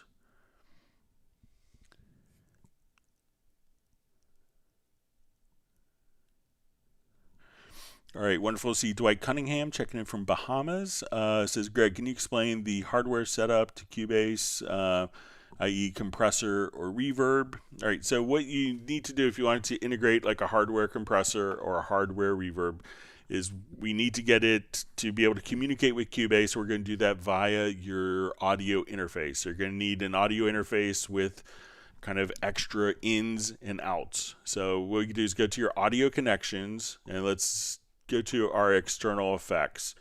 So I'm going to add an external effects. So let's say, okay, I want this to be, you know, an LA2A.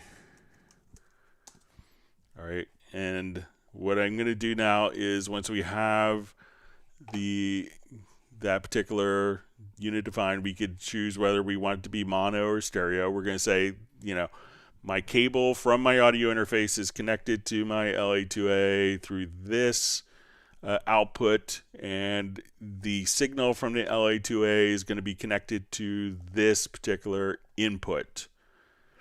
So now once we have that done, we can say, okay, I'm going to add an audio track. As we add our audio track, it'll come here and we'll see just under inserts, we will come to external plugins. So we can see, okay, let's go to your LA2A. And then once we do that, there's this measure delay. And if we just click right there, that will measure the delay of the signal path. And then as we play back through, that will automatically compensate the timing of the tracks through the external routing of the plugin directly back into the system. So once you define it, then you could just simply run it in real time and just drop it in like another plugin. But make sure you click on the measure delay, otherwise the tracks may be slightly out of time.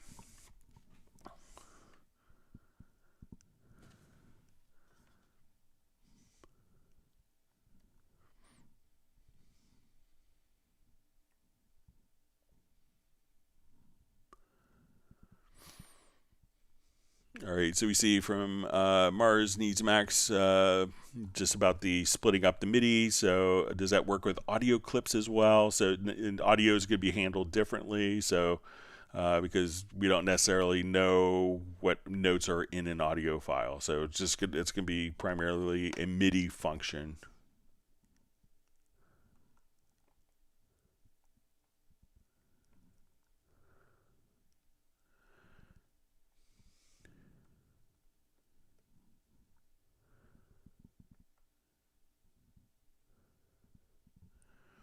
All right, wonderful to see Value checking in from Vienna.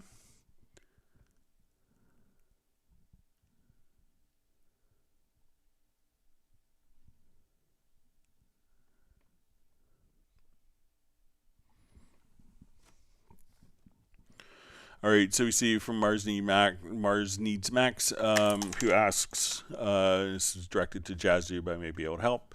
Do you know of a particular way to test and set the sample offset adjustment for MIDI?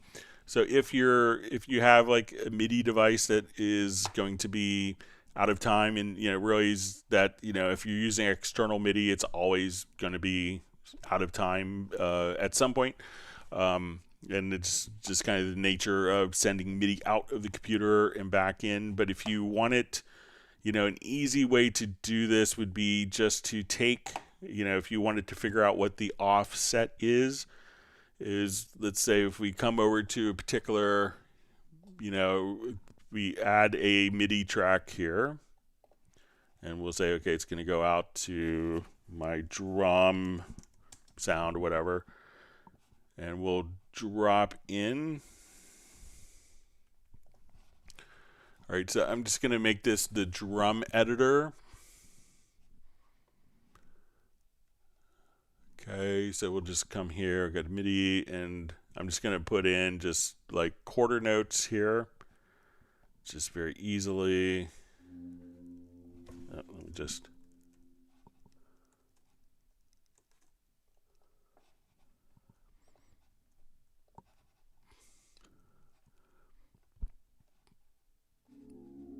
All right, so let's say this is now triggering like a hi-hat.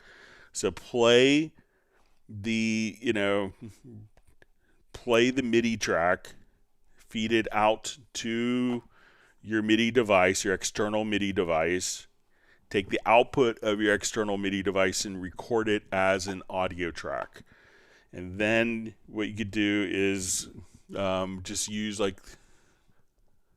while you look at it, you could, so make sure that this is directly on beat. And when you look at your audio file, so let's say, your audio file, like this is slightly, I'll just render this quickly here on,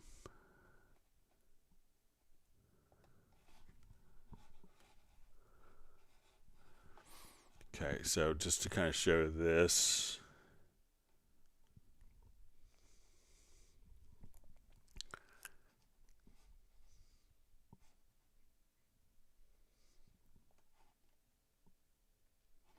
All right, so then once you're in, so, if you notice that you're having timing problems, so let's say it looks like this, and what you need to do is to figure out, and, generally we'll see that MIDI, virtual instruments will be kind of sample accurate, but let's say if we have this, and we notice that, okay, this is a little bit late, and you want to figure out the space that is late so you could compensate. We want to switch, right click at the time, switch that to seconds, come over here, go to like the beginning of the amplitude and select the range tool, and that will then tell you the range length in milliseconds, and then you could offset the MIDI track here by that range.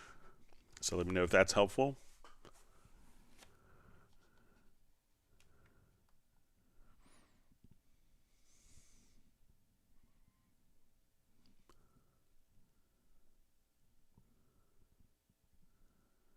All right, reading through comments. Thanks for all the great questions from everyone.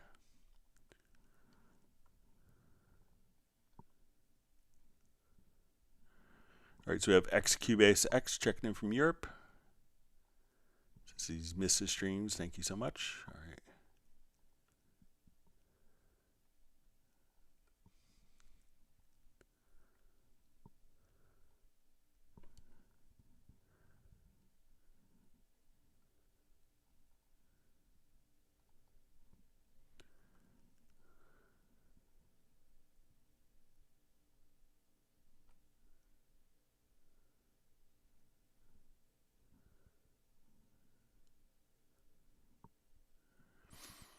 All right, so you see, wait, what? How did Greg preview with the mouse on the track just now? So maybe it was just using the play tool. So let me know if that was what I did. So if we're here, we could just grab the play tool. And then you could just let me know if that's what you're wanting to do. So, but you just select the play tool, and there's two modes for that. So if you wanted to be in scrub mode, you could,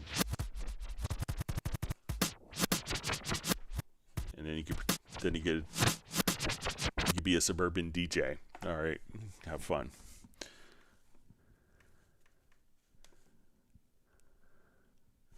So let me know, PM O'Sullivan, if that's what you're talking about, just the play tool.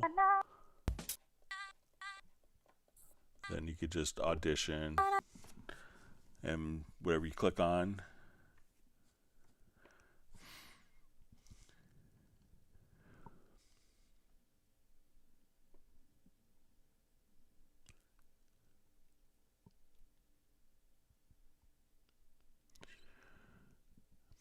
All right, so we see from Lars Anderson, hi Greg, on my Stream Deck I have a command for opening the project notepad. Is there a command to close it as well? All right, so let me set up a command here, my MIDI remote.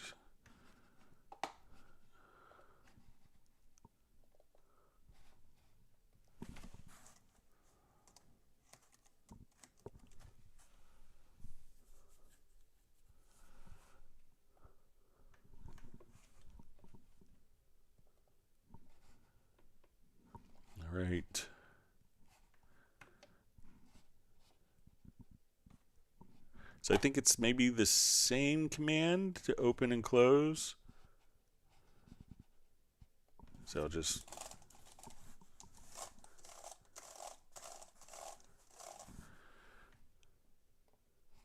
all right. So it looks like it's the same command to open and close the project notepad. So it's kind of, so give that a try. So if it's open, it looks like it closes. And if it's closed, then it'll open. So let me know if that works for you.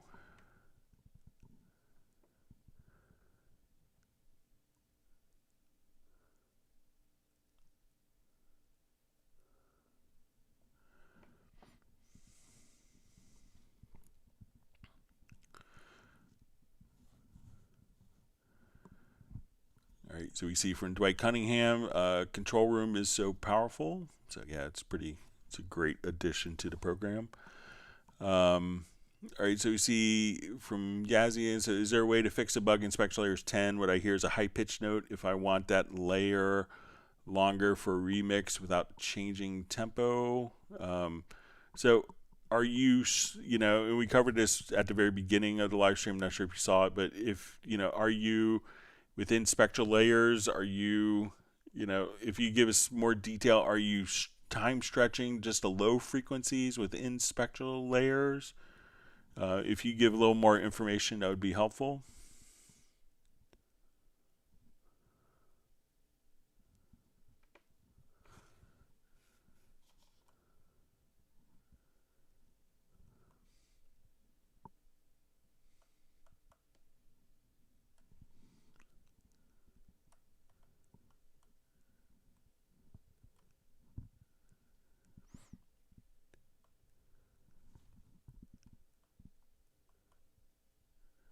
All right. Sorry, my chat field jumped to me.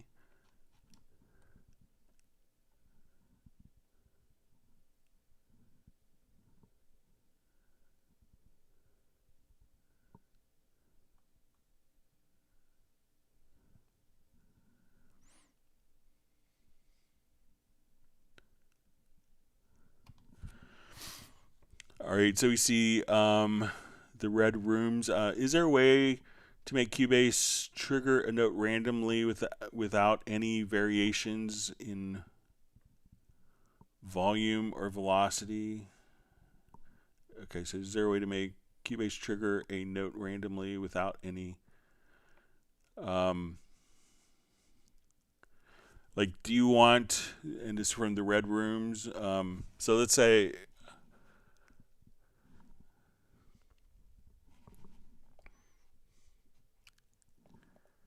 if I come here, let's just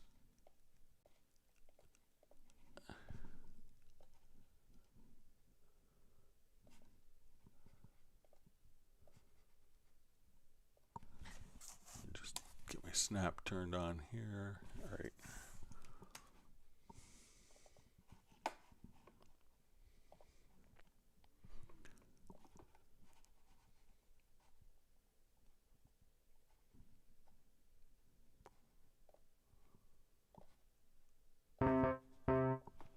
All right, so I'm not sure if you want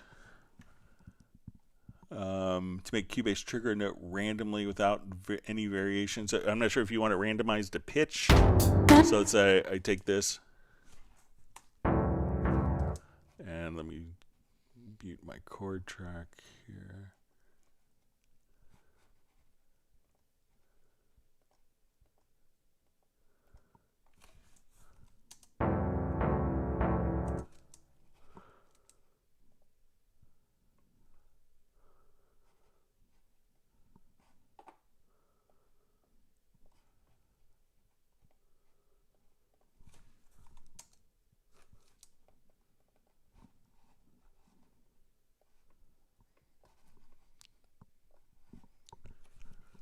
All right, I'll just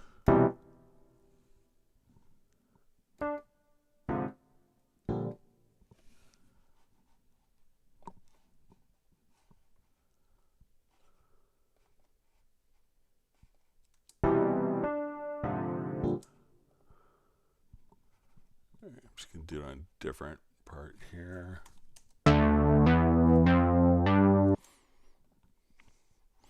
Okay, so say if I wanted to, so I'm not sure if you want to, if you want to randomize the pitch.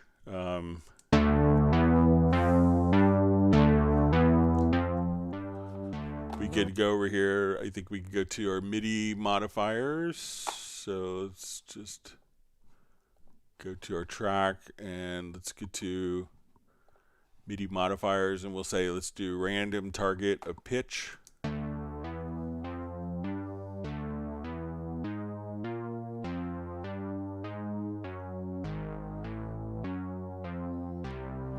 So let's make these all the same pitch here.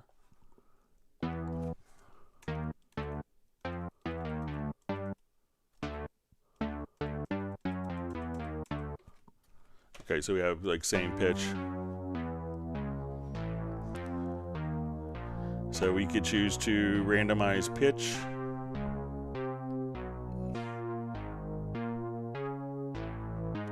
Or we could randomize the length.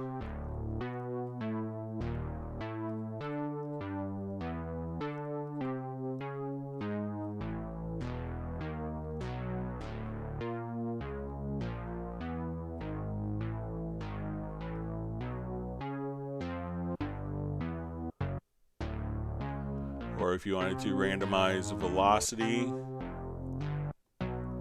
So, you could do different kind of randomizations of stuff, but if you say, okay, let's just now randomize position if you wanted to.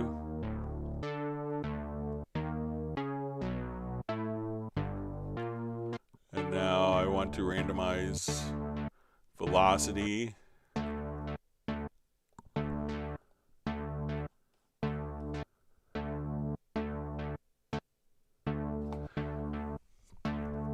So, but let me know if you wanted to randomize a particular aspect. So it says to make Cubase trigger note randomly without any variations. And another way of doing this could also be if you wanted, like, just a particular note. Like if I come, let's say I have no notes here. If you go to like the MIDI inserts, we could just say, let's go to like Step Designer. And now kind of as I play,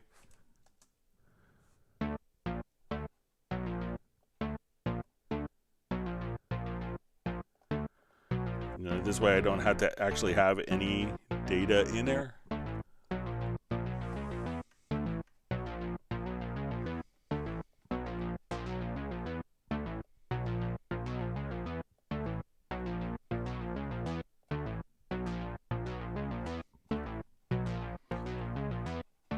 So you could change different aspects of rhythm. So, but maybe if I'm misunderstanding, please let me know so I could try to help.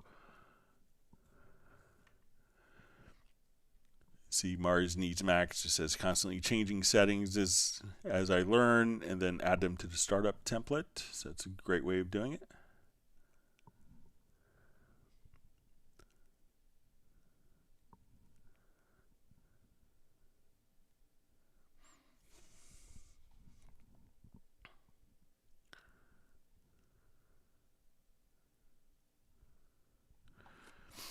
All right, so we see from Jay Faceless says, "Hi Greg, I'm new to Cubase. Welcome to the Steinberg family. Thanks for joining us on the live stream today. I would like to have a crash course on mixdown and mastering in Cubase." All right, so I'll just jump to just a different project here.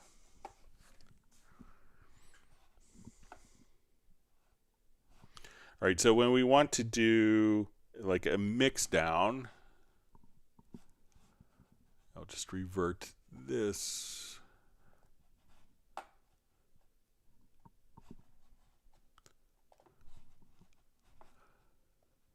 All right, so say we have my project here. So I have all my tracks, I balanced, I have effects, I'm happy with the mix and I want to now do a mix down of it. I would set the left and right locators around the area that I want to mix down, and for just time's sake I won't make the whole project, but if you wanted to select an event that's the length of the project, or hit Control or Command plus the letter A to select all, then hit the letter P. That will set the left and right locators. The left and right locators will be the boundaries of what is exported, the start and the end of the export. So now we will go to our export audio mixdown. I want to choose it to be a stereo out. I'm going to take the stereo out. We can give it a name.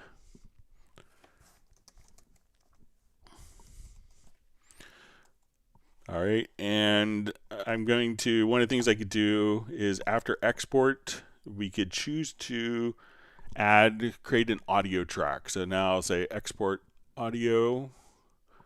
It's going to do my export audio mixdown, and then at that point we have our audio track that's just added directly into the project. So if we solo this,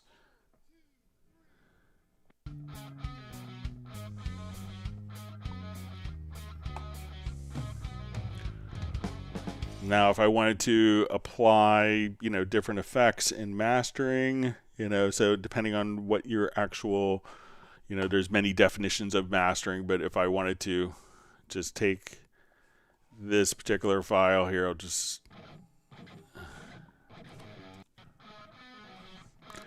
then you could run it through various plugins, and you have great ones that come in Cubase. So say, okay, I wanted to add maybe a compressor.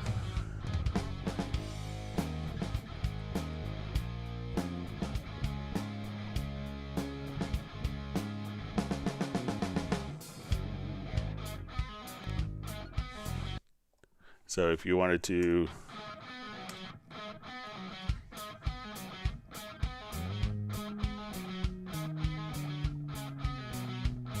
or if you say, okay, I just wanted to even go to like a simple compressor,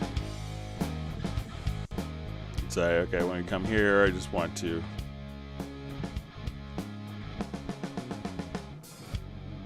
and let's say I wanted to run it through maybe like a little bit of tape saturation.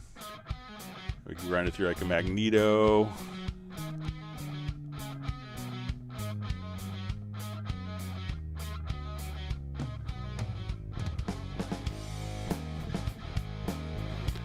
And then if we wanted to go to like a maximizer.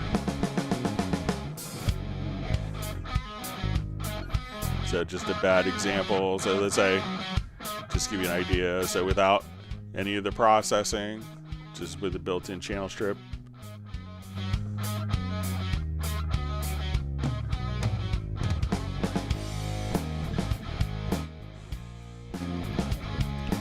So you could use plugins like that for mastering, and we have a full dedicated kind of mastering solution in WaveLab as well, but you could do a lot of, if you just wanted to process kind of your stereo mixdown file, you could probably do that within Cubase quite easily as well.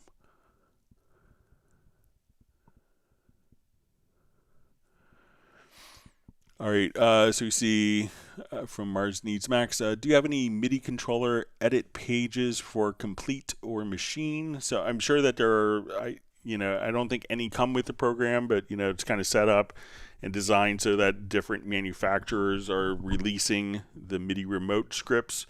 But there is, if you go to the Steinberg forums, there is kind of a location where people upload different MIDI remote controller scripts that they've created, so you could probably find it there.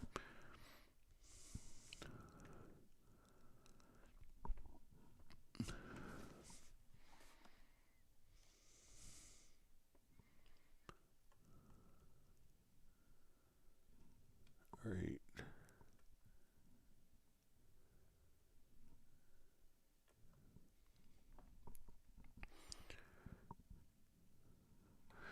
All right, so we see question, can you use sampler track for adding drum samples? How? So let's say I just wanted to come over, I was just looking for maybe a kick sample, and I wanted to play it in MIDI and change pitch. So I'll just come over here and say, okay, I'm looking for kick.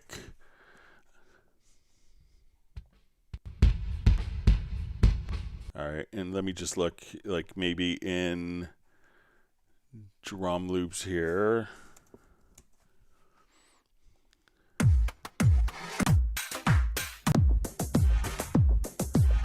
All right, so let's say I'm just looking for maybe like just one shot. Okay, so all right, so let's say I want that. All you have to do is once you find the sample you want, you could drag and drop it into the sampler track, or just right click from Media Bay and now create sampler track. And now you're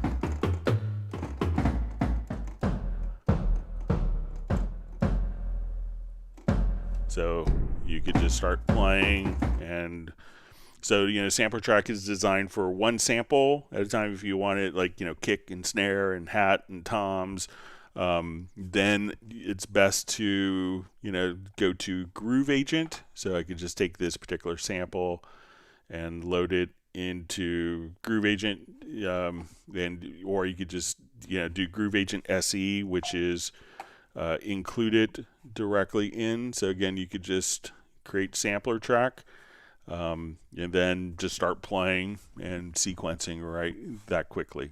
Or if you have like a particular audio file, you want to drag and drop the audio file in, now you can just come over and trigger like the mixdown file we just made.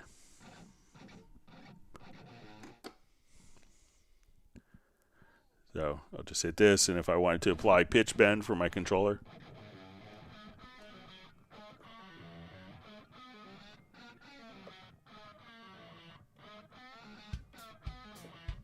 or not affect it.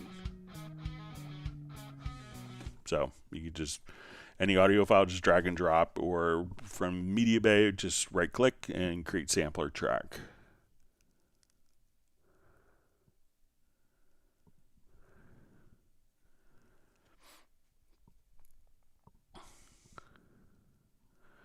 All right, we see Paul Claridge says, thanks, Greg. I learned something new every time here. Great to see you on, Paul. Hope you're doing well. All right, so we have Borden Grote. Greg, can you please briefly explain the use and features of the software mixer that comes with the UR816C? Thanks from SE Michigan, from Southeast Michigan. I don't have a UR816C. I never actually got one. So unfortunately, I don't have a way of showing it. But if you have particular questions, I could probably find answers for you. If you want to email me at clubcubase@steinberg.de, I'd be happy to kind of, you know, help you along. But I don't have one to show. Unfortunately, I never received a unit. All right. See, Michael Teams wants people to whacketh the like button.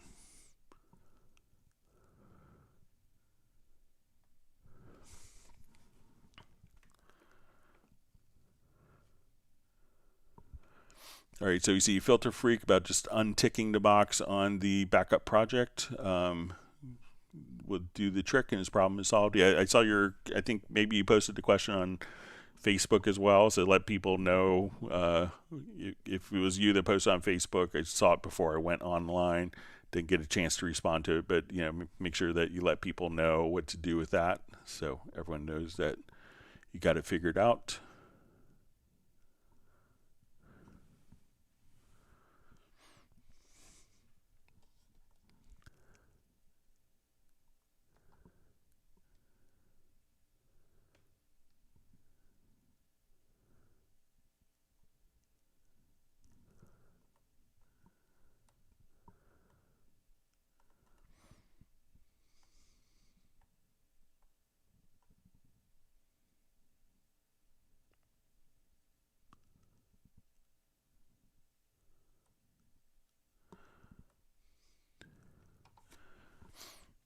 All right.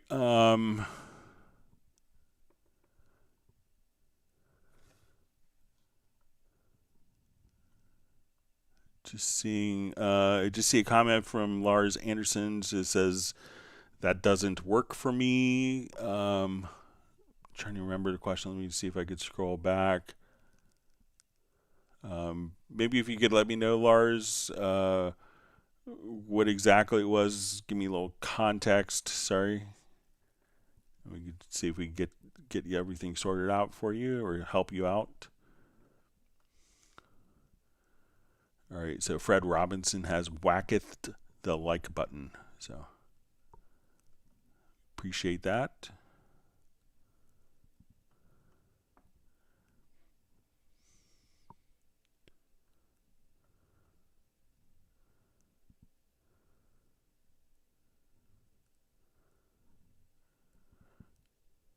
I see that from Lars says it's basically using a shortcut.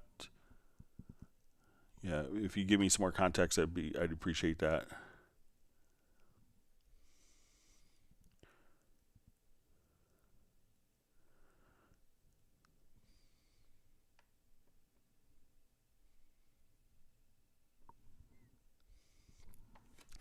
All right, so we see, and this is probably with Yazian's question about, so it says, I just see yes, with drag and drop, the audio layer, that is causing,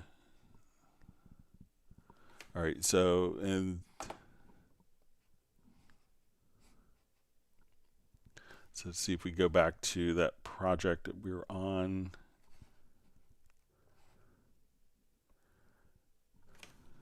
Let me just get some more context here.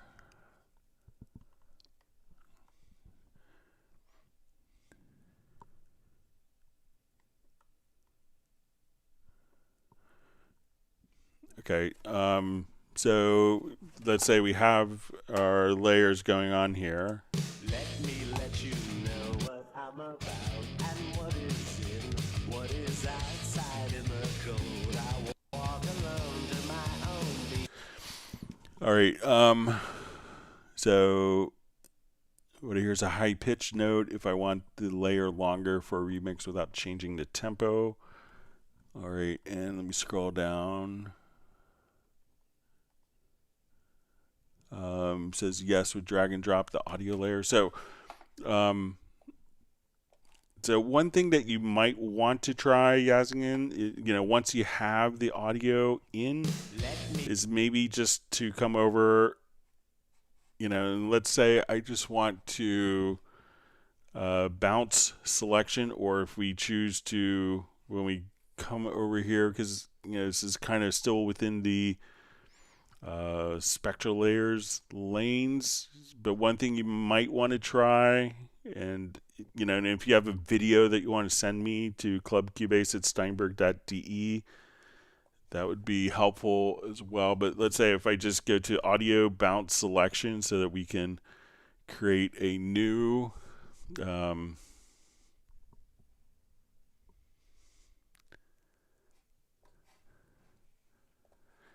and now like these aren't necessarily layers, but we could treat them as individual audio files that could be stretched,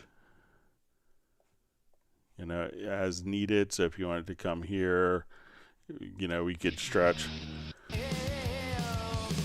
So if we, come over to, let's say our sizing mode applies time stretch, at this point I could take these files and stretch them, and we see that we could have.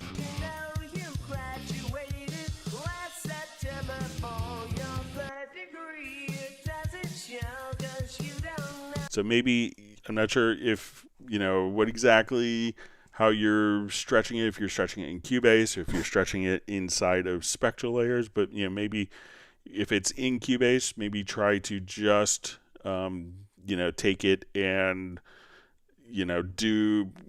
create a separate audio file as a bounce selection and see if that will get you to where you want to be.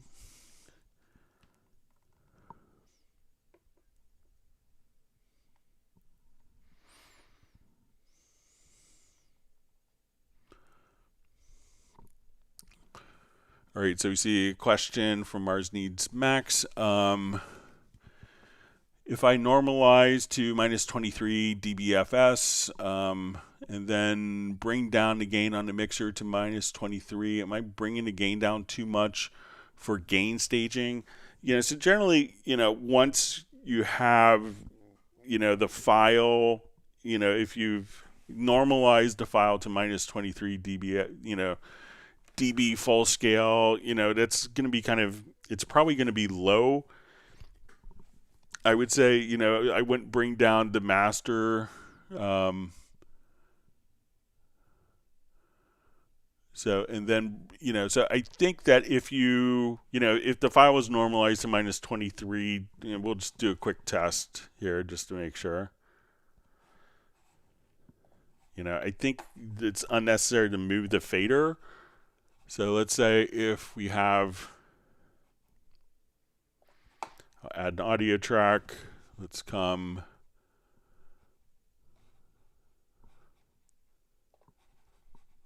We'll go to our test tone generator.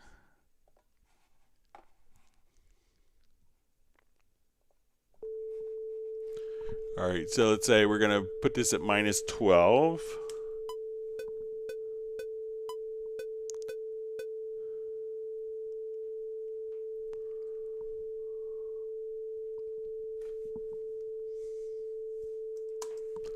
All right, so we now have our file at minus 12.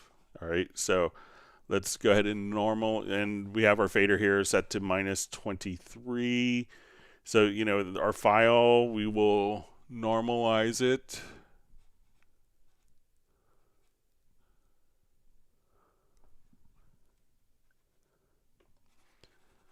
And we'll choose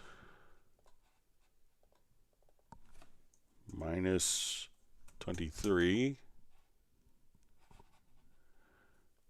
Okay, so now as we play back,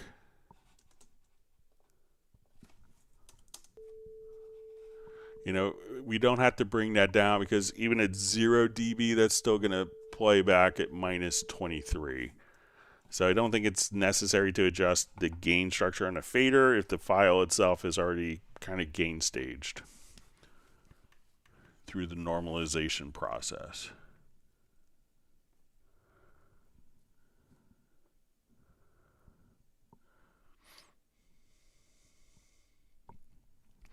All right, wonderful to see Robert Higgins checking in from Morro Bay. Thanks for being on the live stream today.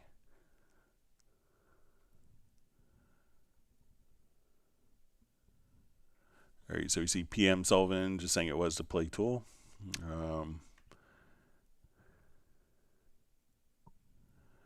All right, so Robert Higgins has a question. How do I uninstall plugins? Any suggestions on physical modeling software for Cubase? So, each company may have a different methodology for installing and uninstalling plugins. They're generally going to be stored in a particular, like the VST3 plugin folder will generally be consistent. So like on Mac, if we come over here, we go to, I think we go to library.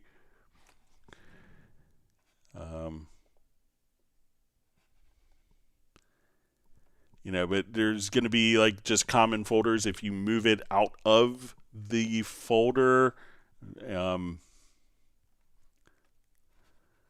let me just see if it's,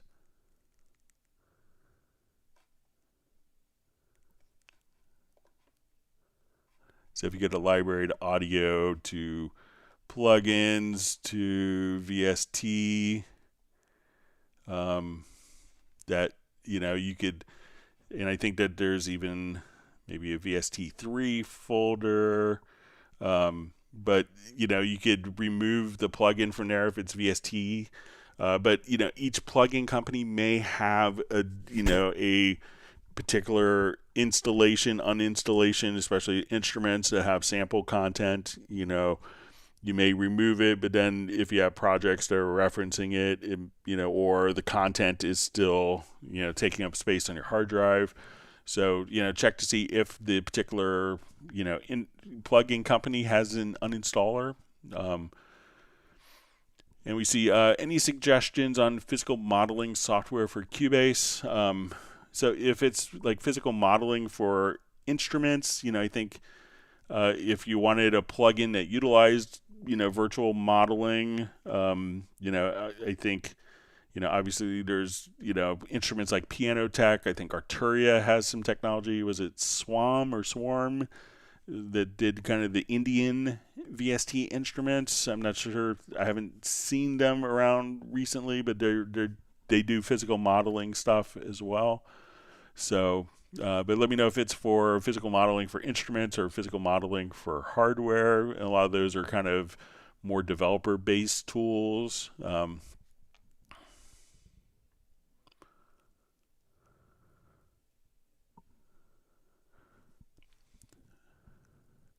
All right, so we see a question from blah blah. Hi Greg, MIDI notes are consistently recorded earlier when playing to either MIDI or audio click. I've tried all the suggestions and trying timestamp and direct, etc. So, see if you get the same exact results. So, one thing to know is that if it is like your MIDI controller whose driver isn't working well, but see, we could determine if, it's going to be your controller problem. If you go to Alt or Option plus the letter K, I think so. Let's come here. And then see if you could record. We'll just...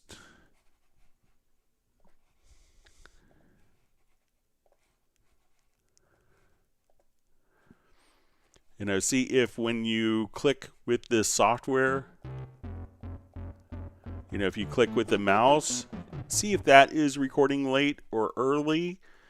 So if you do this and you feel like you're pretty dead on with the, with the click track.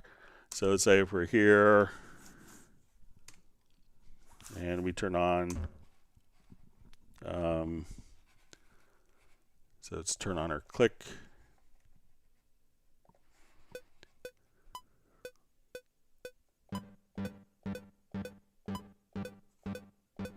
And see if you do this, and you could also just and record and see if this MIDI keyboard is, when you do the virtual keyboard, if you have the same early behavior or not. If you don't have the behavior on the MIDI keyboard, that would, lead you to, by default, you would think that it's going to be an issue with your particular MIDI driver. That's causing that for your MIDI controller, or if you have other MIDI controllers that you could test to see. But try the virtual keyboard again. That's Alt or Option plus the letter K, and see if you get the same timing results there. And then you could know if it's kind of a latency compensation within Cubase that, like some of the areas that you could look at. I'm not sure, like when you go to here is, adjust for record latency. So some of your, and record shift there, if it's, if you have multiple keyboards that are all early, or if, like when you do with the virtual keyboard here, that is on time, then, and one keyboard is acting up, then it would probably be the drivers for that particular MIDI controller. So use that as a control in your testing.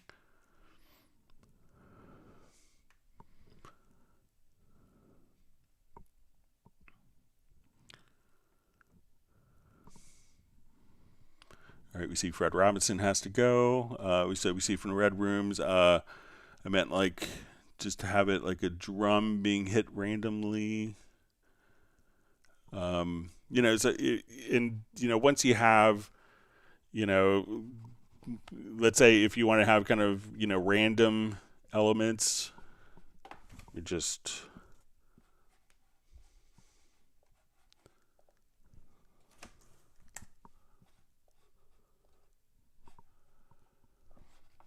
but if we have just notes that are being, let's,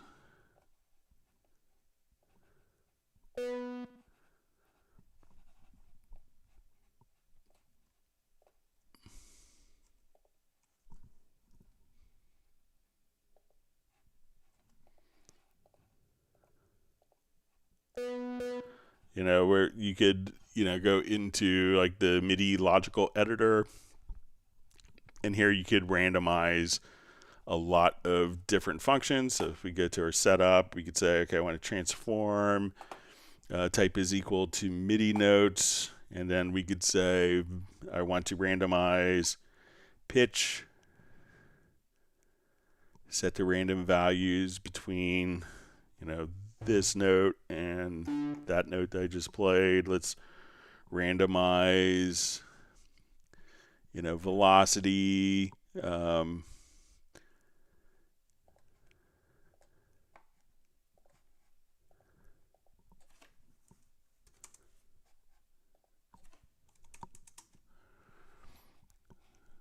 So now if we look at our velocity of these notes and pitch, we could just completely randomize existing data. So all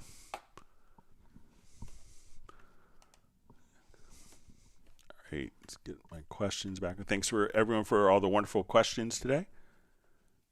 And if you've learned a new tip or trick, make sure you do hit the like button so we can continue to offer these live streams.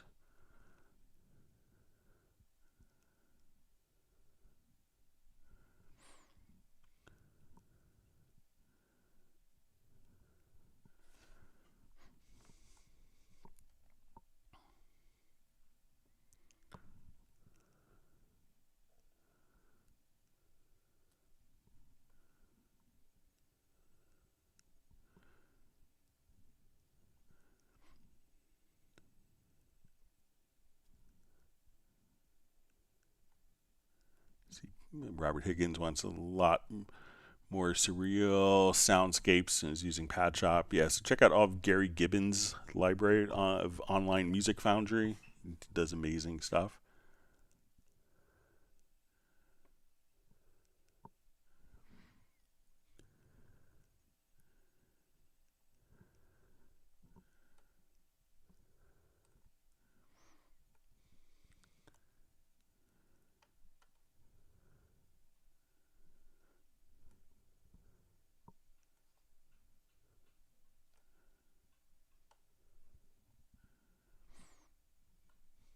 All right, sorry, my chat field just dumped.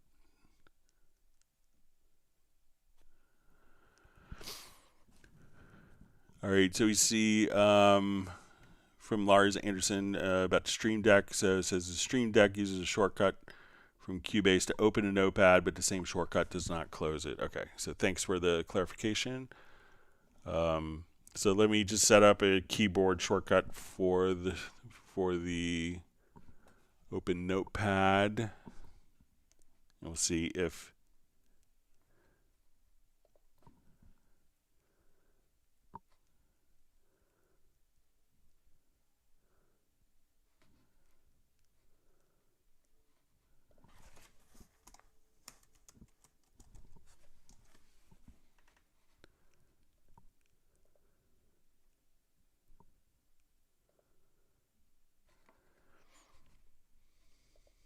okay, so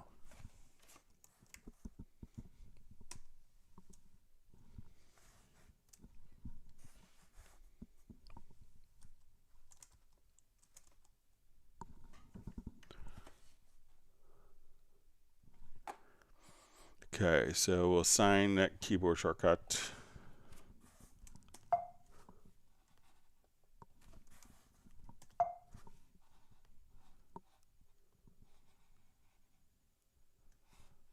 All right, let me check my keyboard shortcut again here.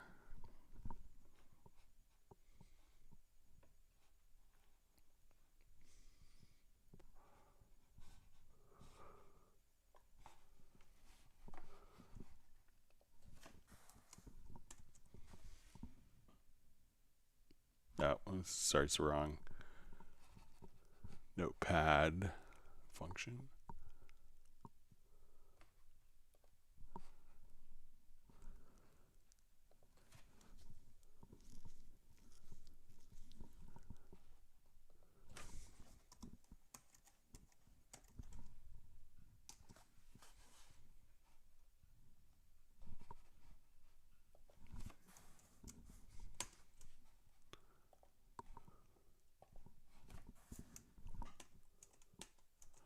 So here, using the same keyboard shortcut, is opening and closing the notepad.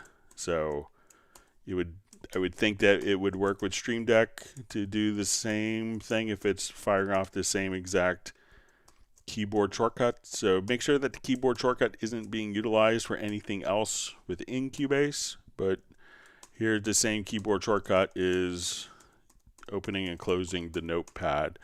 So see if you assign it to a keyboard shortcut, if that does it and opens and closes the notepad like it seems to be doing for me, or if it's something with the Stream Deck, maybe it's I would think they would mimic just a computer keyboard.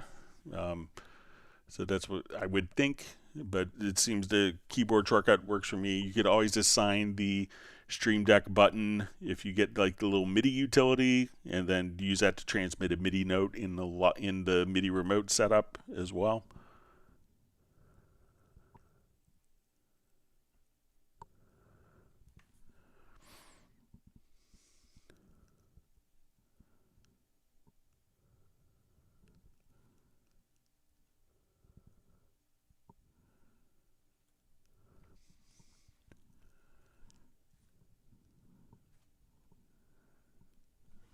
All right, just reading through comments.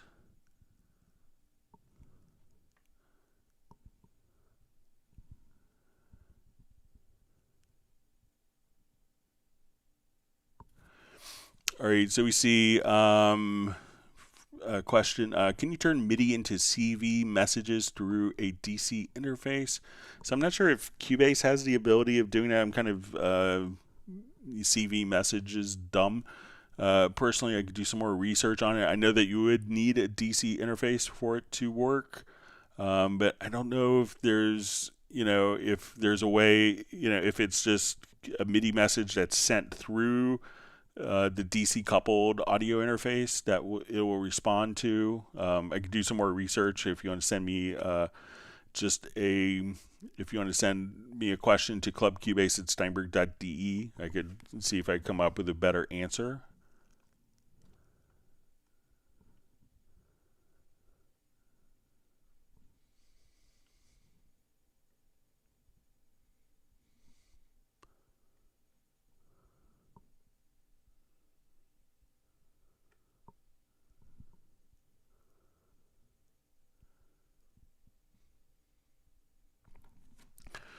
All right. So you see Harry Olive just says question number 2 about splitting an audio track. Is there a way to route one audio track to multiple other tracks, perhaps by send or sidechain into multiple effects tracks at the same time? So I think let's take a look. I think if we wanted to take that example that we had before, so let's take a look at it. One way we might be able to do this, I think it was this one here. So if we take an approach maybe using groups. So let's say we have our full channel out, and I wanted to split this up. All right, so I'm going to add group channels. So let's add 4 group channels. And we could probably do this in real time now as well, now I think about it. Okay, so on group 1, let's come over here to our mix console. So we'll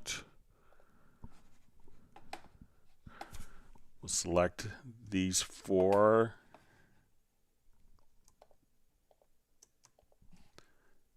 Select these 4 channels, and I will go to Q-Link, and let's go ahead and put on Imager.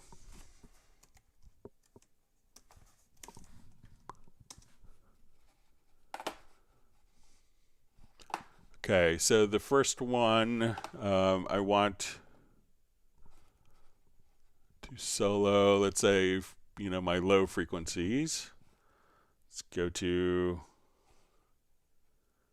my second instance.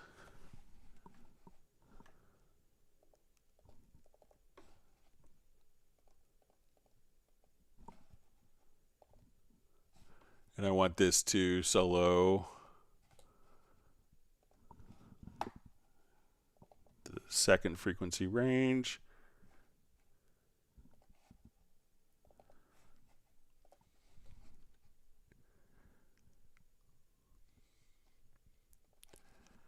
Okay, so let's, I'll just go and check. All right, so I'm sorry, so I have quick link on, turn quick link off. So each group I want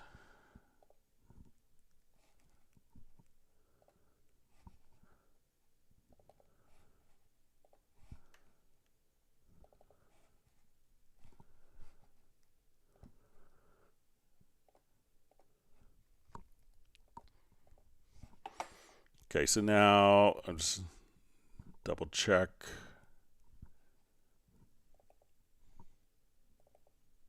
Okay, so we have those. So what I want to do now is take this vocal track and let's get to the sends. And I want this to go to group 1, group 2, 3, and 4.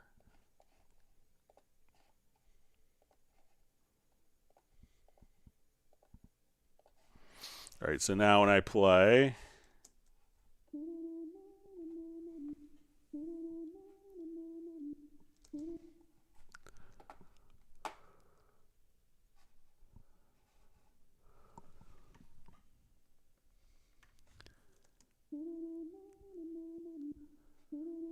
all right, and let me just,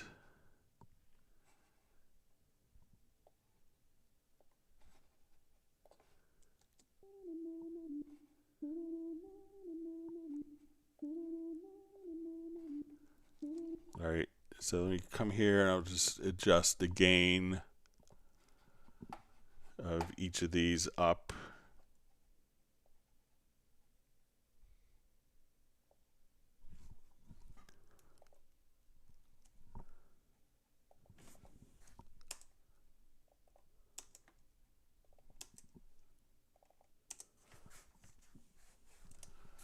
All right, and some of these may not be as.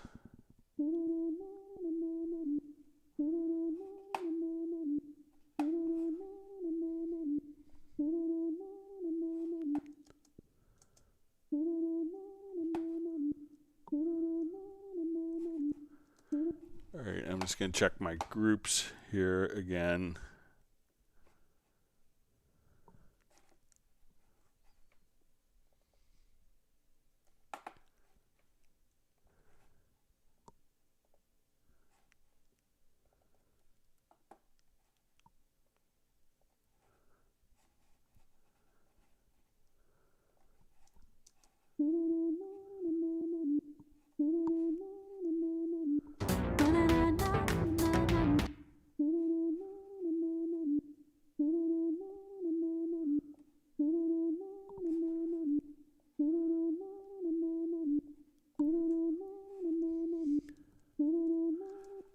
It seems like we should be getting kind of all of the frequencies through. Let me just see if there's.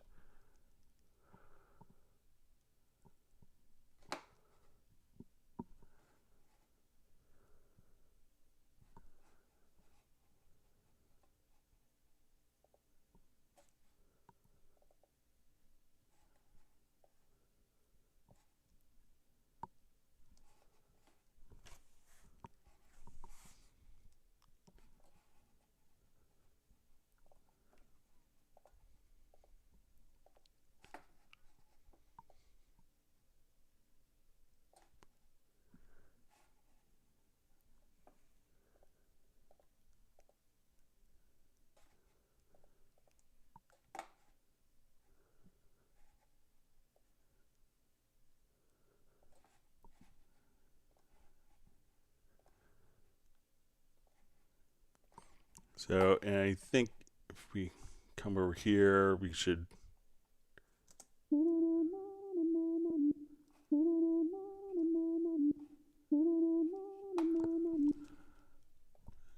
Let me just check.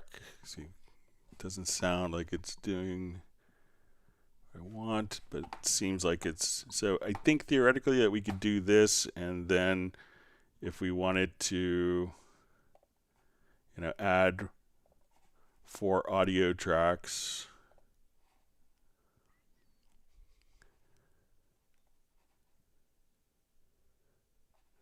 and set, the inputs from the groups.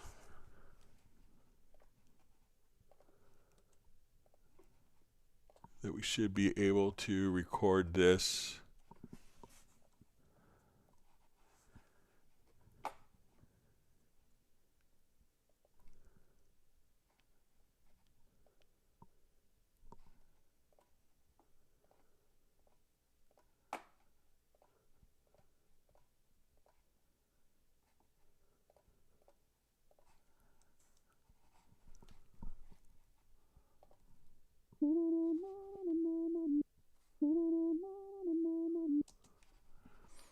And then we should be able, let's just see if we,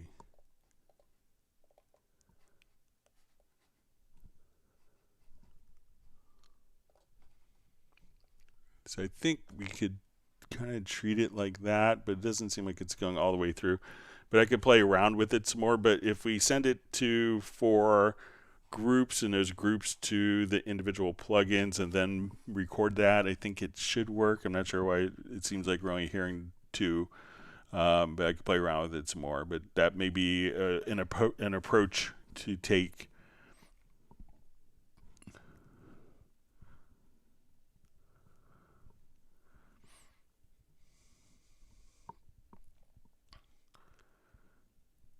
Okay. All right, reading through comments.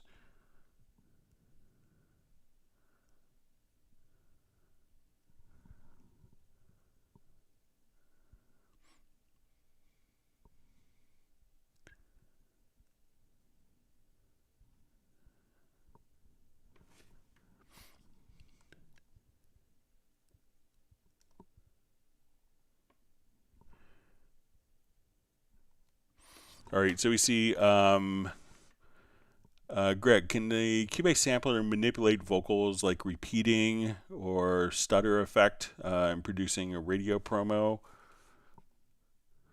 So, one easy way of kind of doing this is, maybe if you wanted to do like stutters, so let's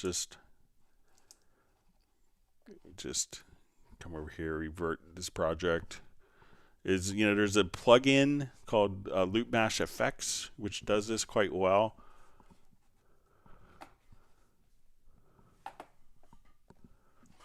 So let's say if we have, I started losing sight my play. All right, so I'll just, so with the sampler track, we can, I'll just drag it to the sampler track, and we could do stuff like, I started losing sight. And you can put it into legato mode. So if you're in legato mode, so say we wanted to start right here. I started losing sight. So you could do stuff like that if you wanted to. I started losing sight. I started losing sight.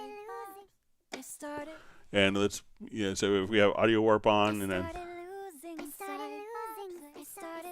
But another approach may be just to come over here to inserts, and it'll be under other category. You'll see Loop Mash FX. So while you're playing, you could just. I started inside. So there's all sorts of like little stutter effects, and I started losing sight. I started losing sight. And you could change kind of the. I started losing sight. So you could change kind of the rhythmic. Losing sight. I started losing sight. So,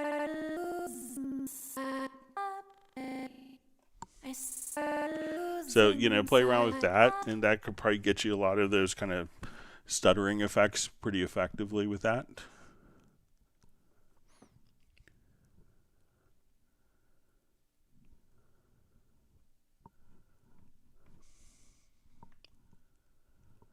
All right, wonderful to see Tiago on. Glad you can make it today.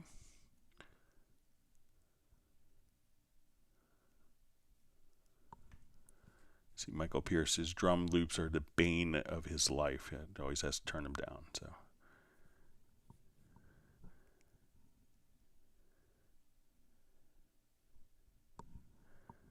okay.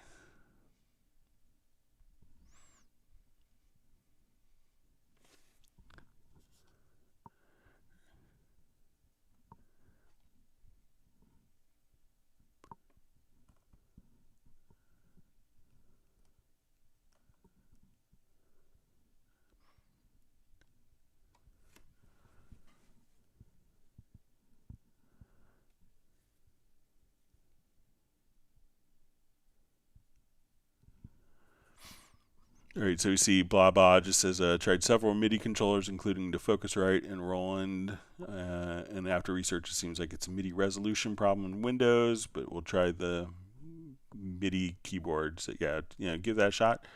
And you know, if you have multiple controllers that are going into like a Focusrite interface, if it has like a built-in MIDI, you know, see if you get the same result with the built-in MIDI on a Focusrite or the USB on your MIDI controller as well.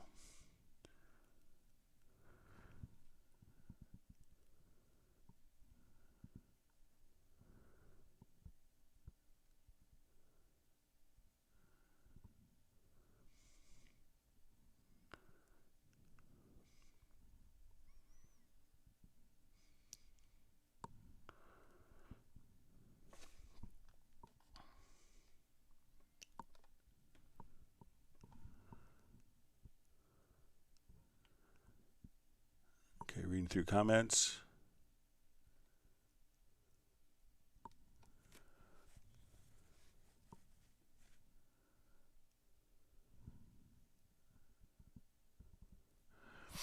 All right, so we see from Ted Springman from Los Angeles. Thanks for joining us, Ted. Says, can I choose instruments from an alphabetical list instead of by category? I have more VST instruments showing up under other. So it seems more and more VSTs are defined categorization. So probably many of them just don't put it in as metadata for the plugin. So let's see. I think we might be able to do this if we go to your studio, to your VST plugin manager. So I'm going to do a new collection. So we'll do empty.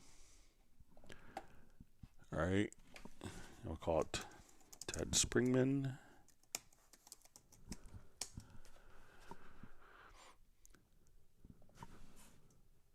All right. So let's say I'm just going to drag and drop these over.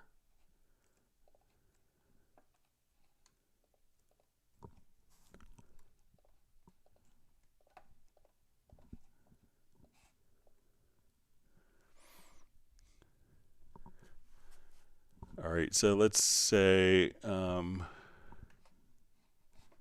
just going to remove auto pan here. We'll delete that from the list and see if we add it in. Let's see, amp simulator, if we add it in. So let's see if we can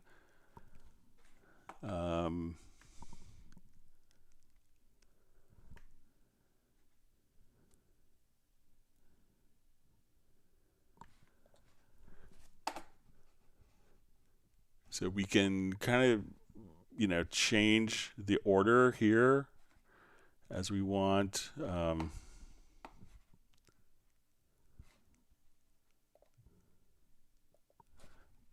trying to remember where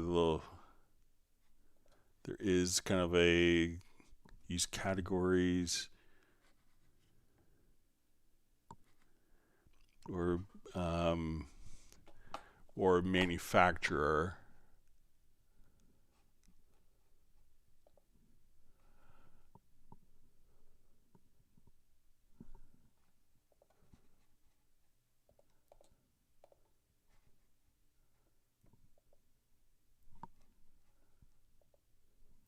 Just have my brain cramp moment.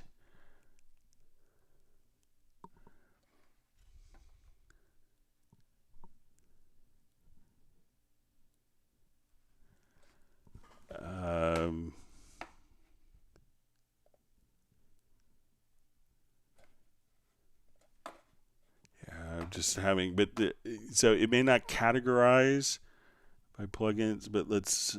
I thought it was over here in this area.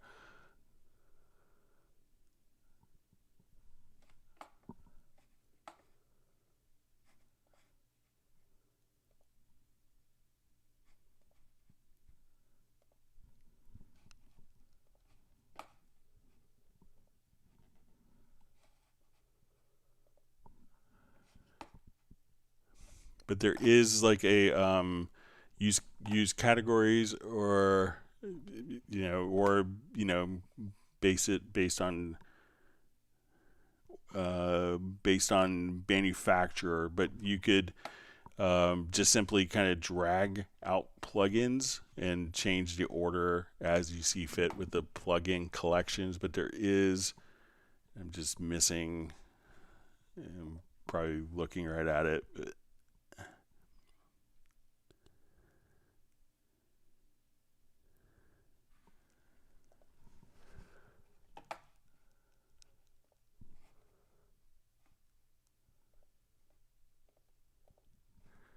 so here you see it as category.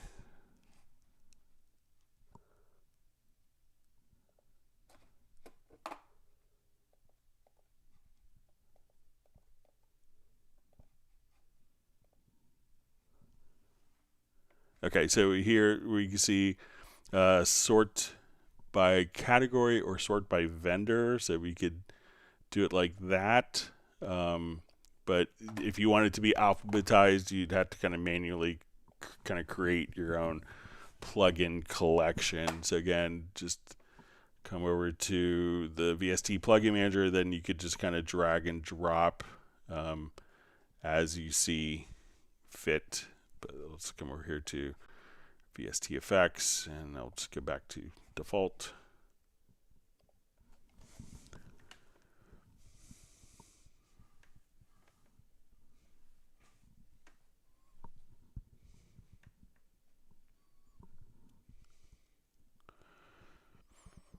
All right, so we see Michael Pierce just has a great comment to Mars Needs Max about the waveform zoom. So if you don't know this trick, you could do kind of zoom the amplitude of the waveforms. So if you find that maybe you're not, you could, and this isn't changing the gain, but it's just kind of zooming, especially if you work with low level amplitude.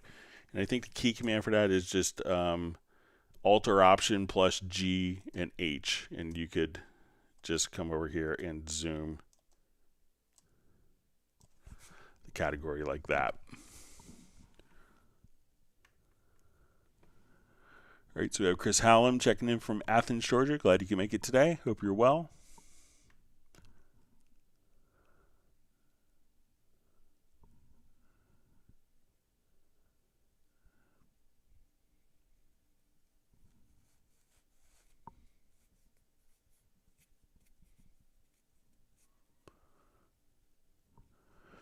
All right, so we see a question from Lars. Hi, Greg. How can I get a recorded audio track in double time or just faster than recorded? Okay, so let's say I wanted to take, I'll just do a new project here. All right, so if you know what the tempo of the file is, you could easily just put the tempo in and put it into musical mode. So if you now wanted to come over here, let's get to, we'll drop an audio file in. So say, okay, I want to take this. All right, so let's say this probably may not have a particular tempo, but if I just want to play it faster or slower, I could go into my pool window, and let's go to here, and I'm just going to say, okay, our audio is set to 120 and 37 beats a minute. All right, so I'm going to put my when we enable our master track here, you know, I'm going to have that at 120, but let's say I want this to play back at 180. And I'm going to put this into musical mode. So at this point, I could, let's say I just want to play back at the original tempo. And then if I just wanted to play back faster, I'll take off. Back to our original tempo.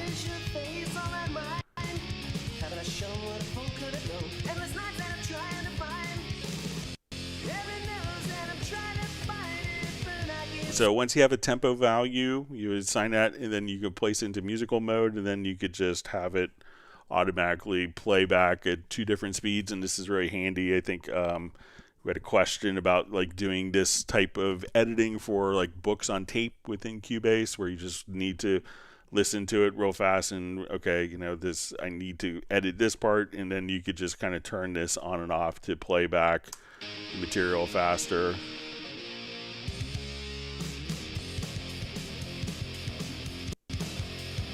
And then it'll just follow whatever tempo.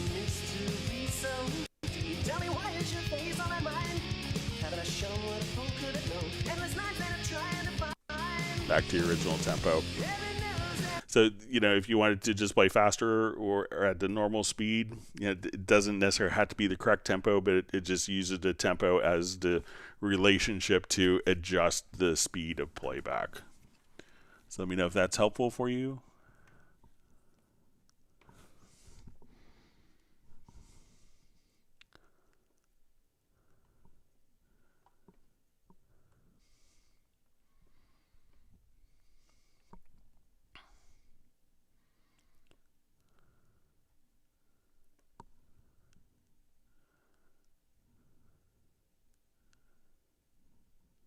All right, great to see Capital Razor on. Glad you can make it today.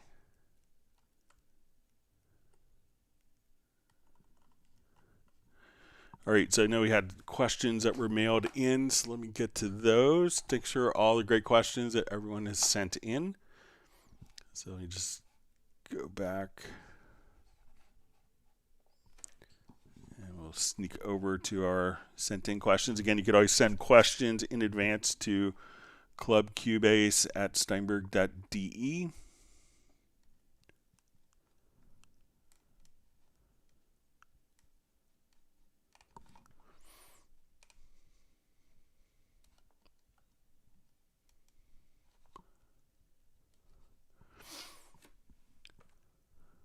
All right, so we had a question. What are some easy ways to change track colors in Cubase? So one is, if there's kind of 3 fast ways of doing this. One is if we want to have our track selected, you could go to the color panel and choose different colors, and that would carry over for the track. If we go to the inspector for the particular track, so let's come over here, we'll see like this little pop-out menu that we could adjust for the inspector. And another way is if you hold down the shift key and you go to the color area in the track, you can just use the mouse scroll wheel to change through track colors.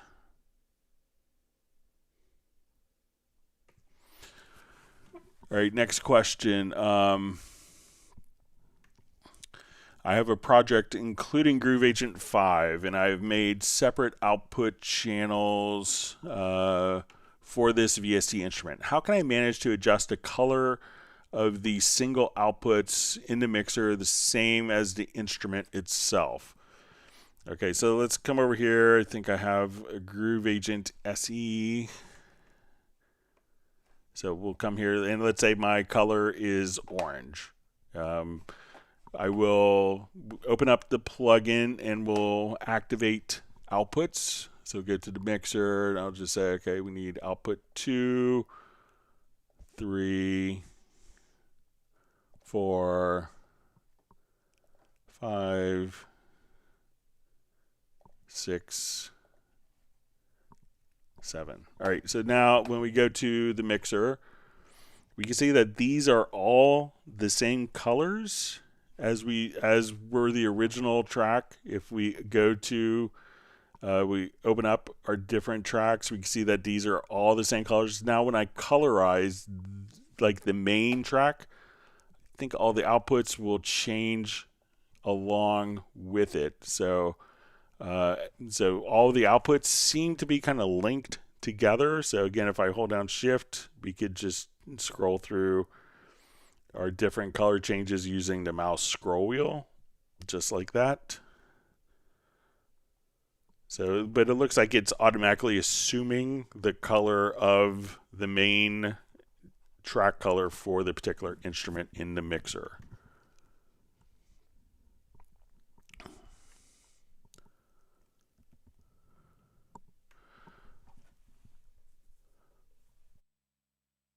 All right, our next question. Hi, Greg. Is it possible to send out a certain MIDI CC message with a key command or macro in Cubase 12 Pro, perhaps making use of Project Logical Editor or generic remote?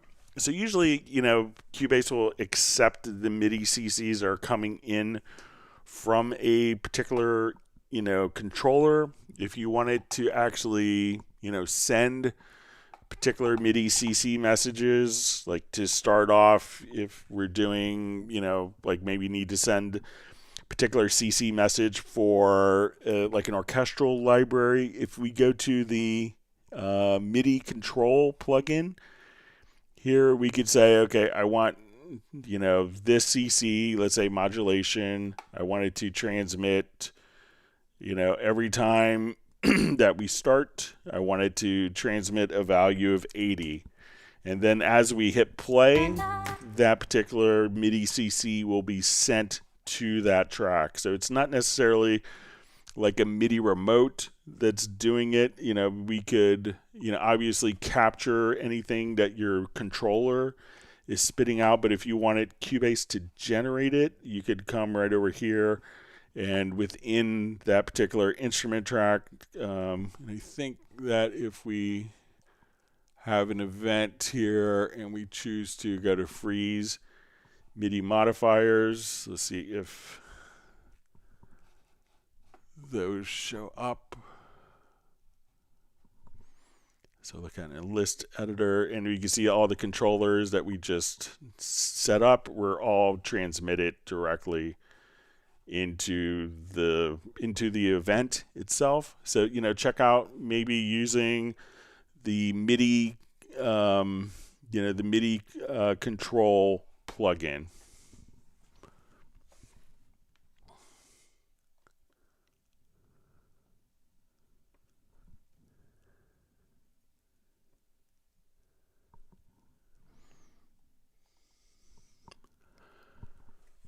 All right, let me just clear my throat.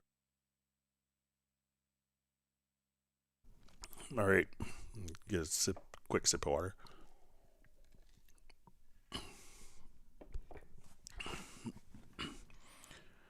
All right. Can Greg show how you're using Cubase synchronizing track and channel visibility, and maybe share some ideas? So let's go ahead and look at this. So let's say I have a project. I'll just do a new project.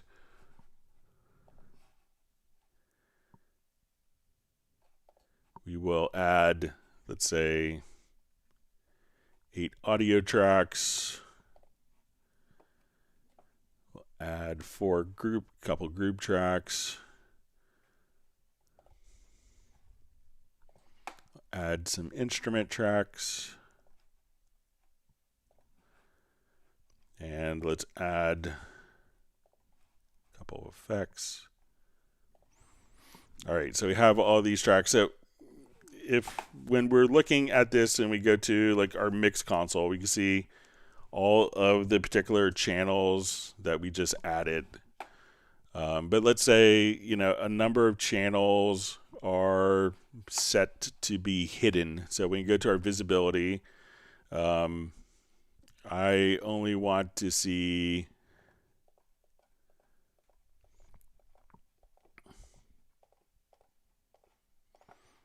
those particular tracks. So when we go to our mixer, I see all my tracks.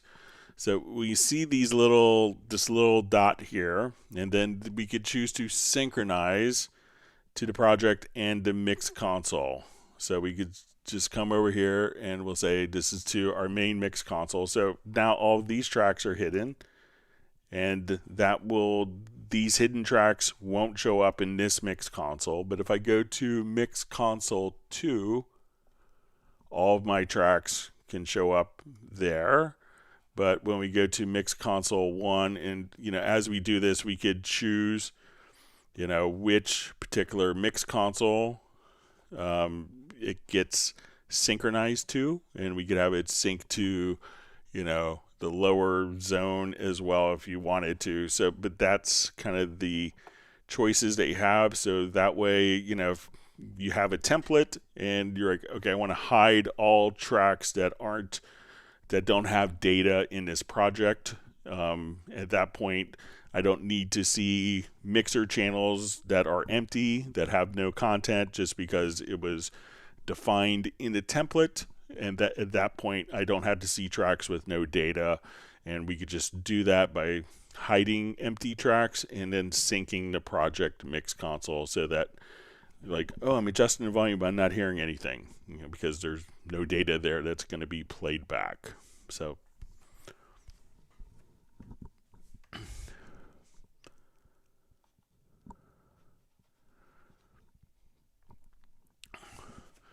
all right, so I got a question. Does Cubase on Mac have a facility to batch update BPM files for many WAV files stored on the sample drive, so I don't have to manually change this value in Pool each time I import them into a project? Okay, so let's come over here. I'm going to just record. I'm going to just check my path here. Okay, so we're going to put this into filter free temp.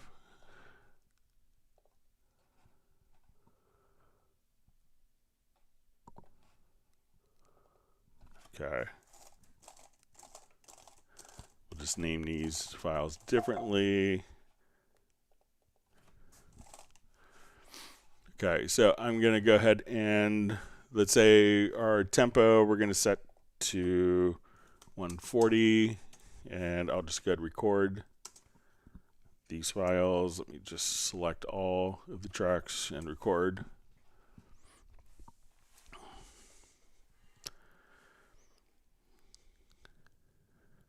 Okay, so now when we go to look at these particular files and we look at their tempo value in the pool. Now, one thing that you could do if you wanted to set all the values in the pool, you could select all the files and just say, okay, I want these to be 141. And then all of the tempo values will change. If we go into our media bay, let's come over here. So we'll say, okay, a bunch of these start with TY. Okay.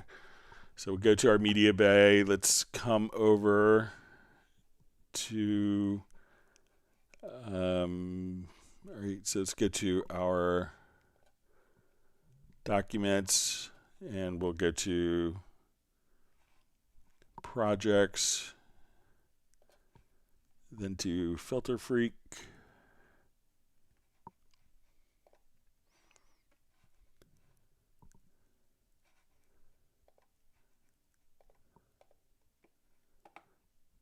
Okay, let me just rescan the disk. All right, let me just check the path here.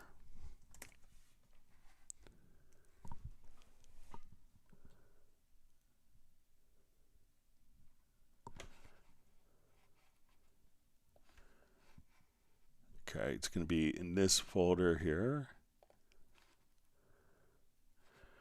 Okay, so let's say now I want, we'll say these particular files.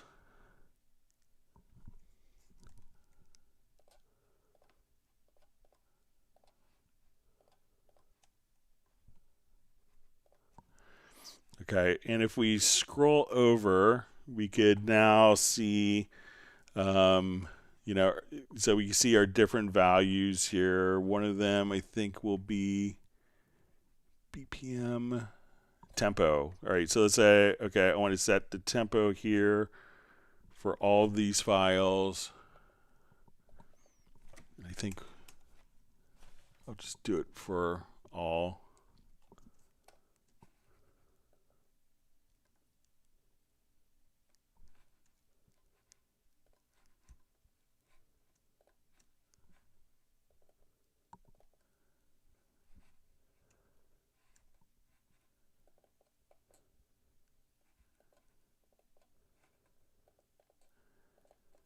I think that there's a, let's say if we go maybe over here to tempo, and we have, and this may have to be like an existing tempo value, but let's say I just want to change these all to you know,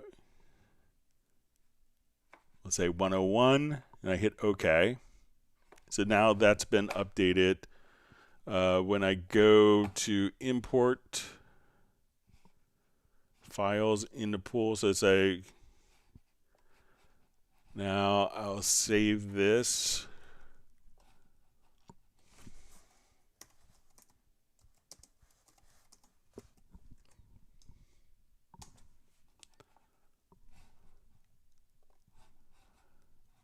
And we'll open up the project.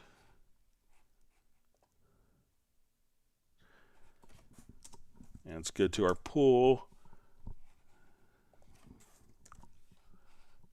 And we can see that the new tempo value, that's when we go to, I'll just import those files. I'll do new project.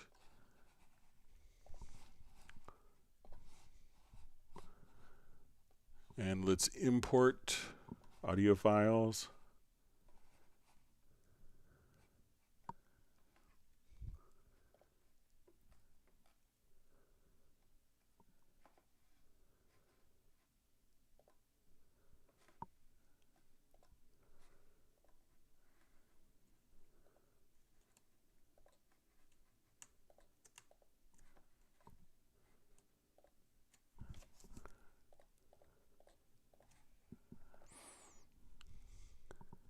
And we can see now that they are all set to the new tempo value there. So the files themselves, the metadata has been updated within the file. So you could change it within the pool window if you wanted to do it. You know, you could import them all into one project and just simply update the tempo values for that.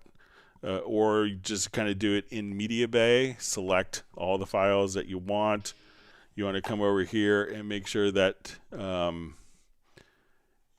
know, that we have it set to where you could just, you know, see the tempo value and then enter in the value right there, and that will update all of the files tempo stamps for you, Ted.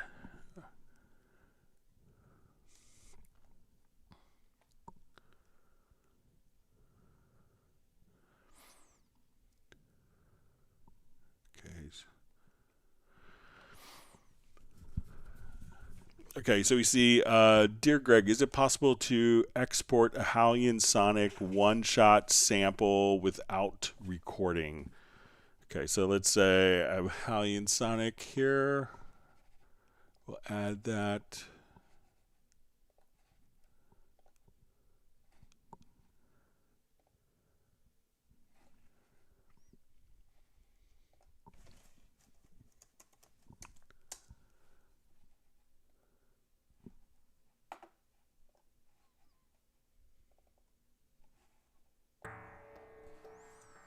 Okay, so let's say we have that. I want to draw a single note in.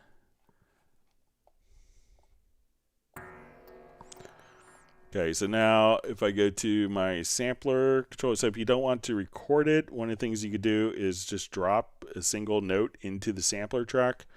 It'll then convert it as audio, and when we go to the pool, you'll see it just listed under sampler track, and that's the file right there. So just take a single note, drag and drop it into the sampler control window that will make that particular file, and then that will generate the wave file for you.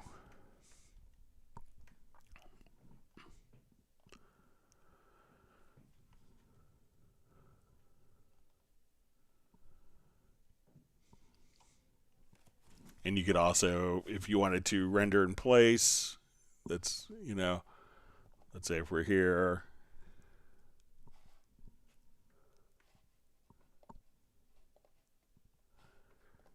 we could choose just to, another method be just to kind of come over here and take that one-shot sample and then you could just have the sample right there that you could audition and play.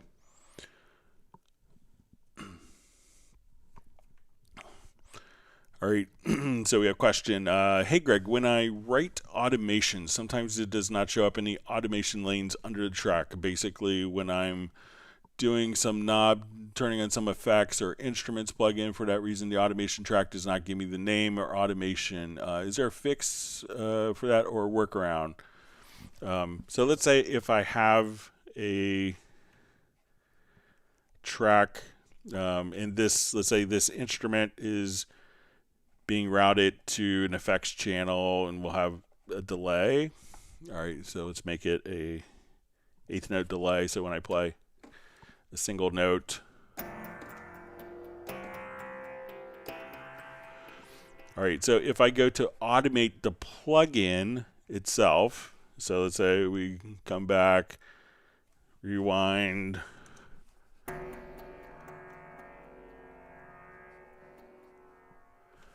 all right, so sometimes, so we automated the parameter on the plugin. Now this plugin doesn't live necessarily on this track. So when we go to come right over here and we say, okay, I don't see that listed, I don't see any automation, is because it could be, depending on how the plugin is routed to, the automation may come on the plugin if it's an effects channel especially.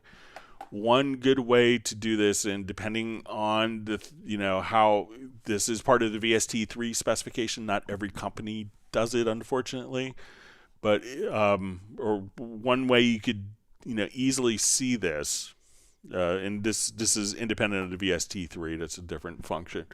But if we go to the automation panel and go to settings, you could choose to reveal parameter on right. So as we go to automate a parameter, you notice that as I grab a knob, it's going to automatically show that it's going to open up that automation lane. So if you're not finding something, try just to go to the automation panel, and from within the automation panel itself, go to settings and reveal parameter on right. And then as soon as you write any automation to it, that automation lane is going to pop out and become visible so that you know exactly where it's at.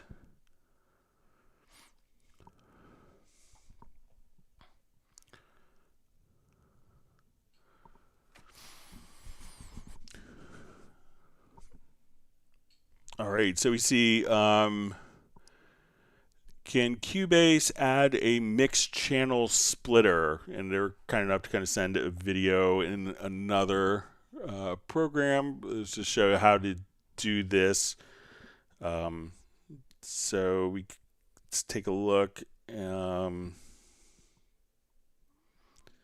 right, we'll get to this project.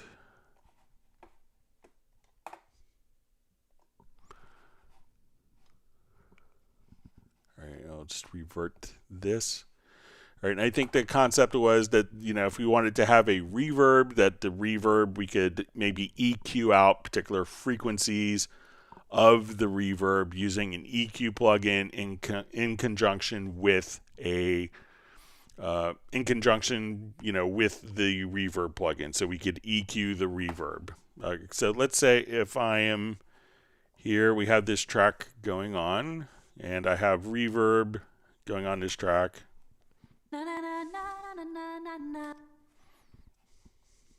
And I'm going to just take it out of punch in. Sorry about that. All right, so we have this effect. All right, so if, as we're doing our effects, one of the things that, some people, and it's pretty common technique that people would roll off low end on reverbs to make the reverbs, a little less muddy, to make the reverb sound brighter. It's kind of a trick to make a inexpensive reverb of yesteryear sound better, was to EQ the sends. But a lot of times when we go to our sends, depending on the reverb itself, so let's come over here.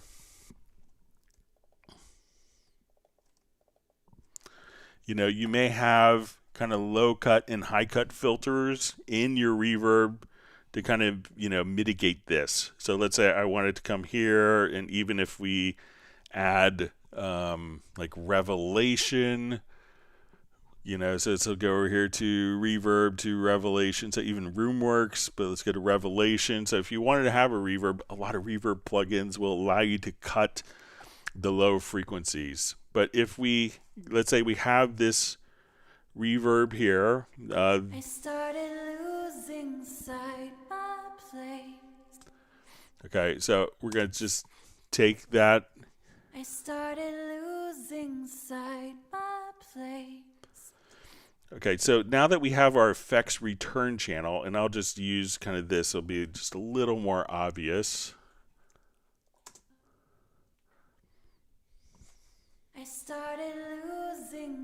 So I could open up the effects channel, and when we have our effects channel, we could think of that as not just going to one effect, but we could have up to 16 different effects going on. So if I wanted to just come over here and go to my channel settings and say, okay, I just want to do like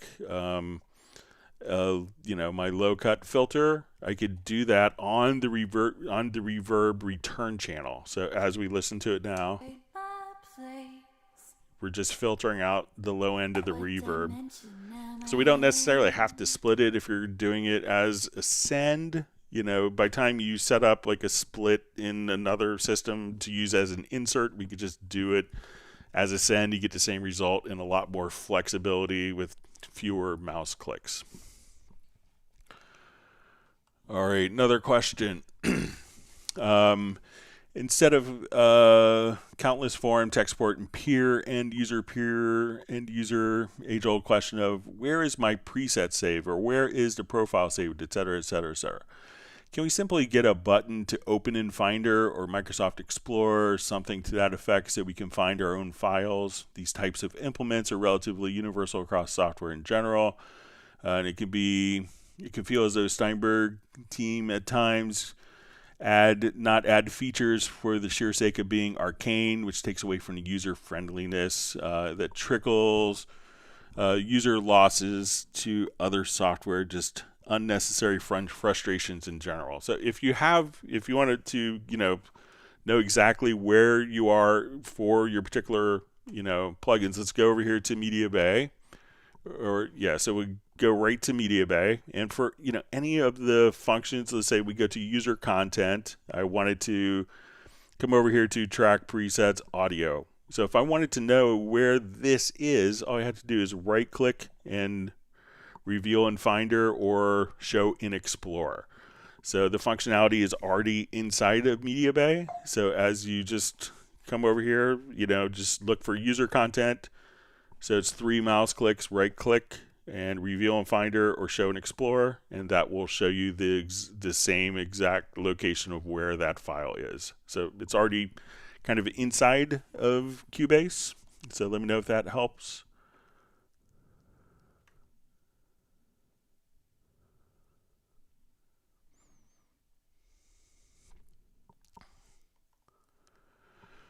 Okay, so a question. I'm setting up a live rig based around a Behringer X32 rack mixer, which will take care of all mixing duties. I had intended to use a DAW, Cubase, of course, to handle. Sorry, let me turn alarm off. To handle playback of backing tracks and to record shows. When I came across VST Live, this looks very interesting and could do much more, such as running lights. Being new to lights, I am learning. I have one question to begin with. Can VST Live speak DMX directly, or do I need to buy some kind of DMX interface equivalent to an audio or MIDI interface? And I've seen that there are USB to DMX adapter cables available. So with DMX lighting, I'm not a DMX lighting expert, but there are like DMX interfaces that could go USB from the computer, and that is fed directly to the box. And it's generally, it's a lot of people use XLR cables. It's the same kind of physical connector as an XLR cable, and that will go from that interface to the DMX light. And then once you have that hardware set up, at that point you could just, do all the lighting controls as part of VST Live, and that's the VST Live, the Pro version, and not kind of the lighter version. I think it's Essential or Elements. So, but the VST Live Pro version will allow you to do the DMX lighting. So you just need to have the hardware for it. And we have a question in VST Live. What is the viewer app for? So a lot of times, you could do chord charts and lyrics inside of VST Live for the show. So as the tracks are playing, you could see the chords, you can see the lyrics, and have a great cheat sheet for the musicians. But the musicians may want to, instead of having to input all that data into the VST program, they may just have like a PDF of the charts. And what the VST viewer will allow them to do, you could use it for the musicians to actually look at a PDF file of their charts, so they don't have to take time and put the chord changes in. You could also have it output to the audience for video screens, like if you wanted to have pictures or visuals that are still, you could use the VST viewer for that as well.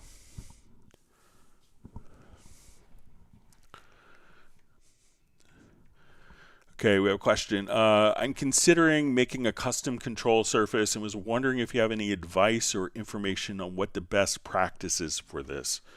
So as long as it's spitting out MIDI CC data, Cubase can work with that in any way. Figure out, there's some things like, do you want faders? Some people, specifically want faders. Some people will want knobs. Do you want to have buttons? And do you want, like a lot of times people may have like faders for, 8 faders for maybe adjusting like the pan control, and maybe 8 knobs for pan control, 8 faders, and maybe you want solo and mute and read write automation, 4 buttons that you want to have assignable. I think it makes sense, I like controllers that you could push down on the encoder to like turn something on or off. If you have the option to do that, that could give you a lot of flexibility.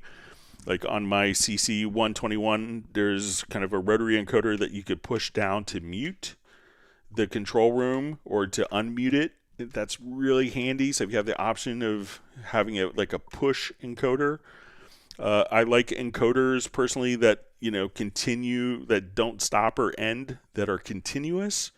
Because I like the, sometimes if you feel like you're only going, you paid for a whole knob, why have it limited to rotate 75% of the values that are there?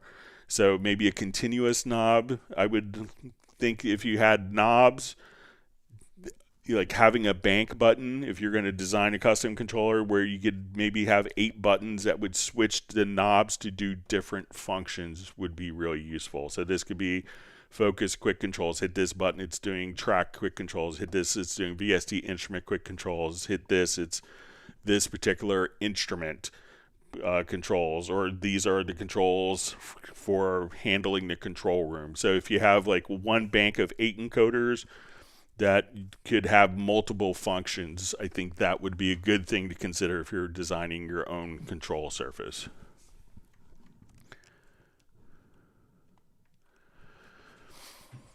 All right, so we see question. I have a small problem when I have to render a MIDI track to audio. I make the current MIDI track and just want it to be audio, but it takes all the MIDI tracks and makes empty audio tracks out of the rest. The MIDI track I want to be audio becomes audio, but I don't want it to be a bunch of empty audio tracks I don't need. Very strange. All right, so when you're doing a MIDI track that's routed to a virtual instrument that has multiple outputs, being that it is a MIDI track, Cubase doesn't necessarily know or have any idea from a MIDI track that, what particular, what outputs that MIDI track is going to. So with an instrument track, Cubase knows exactly where the different instruments are going. So let's come over here. Let's add a VST instrument. All right, so let's do a multi-timbral one. We'll do a Hallian sonic. All right, so we'll just come over, load this up, and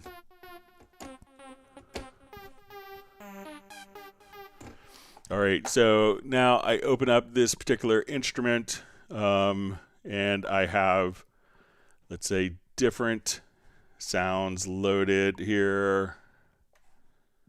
All right, these will be going to different outputs. Let's say, so when I come, let's say these are going to output 2, output 3, output 4. So as we work with this, so if I draw a note in,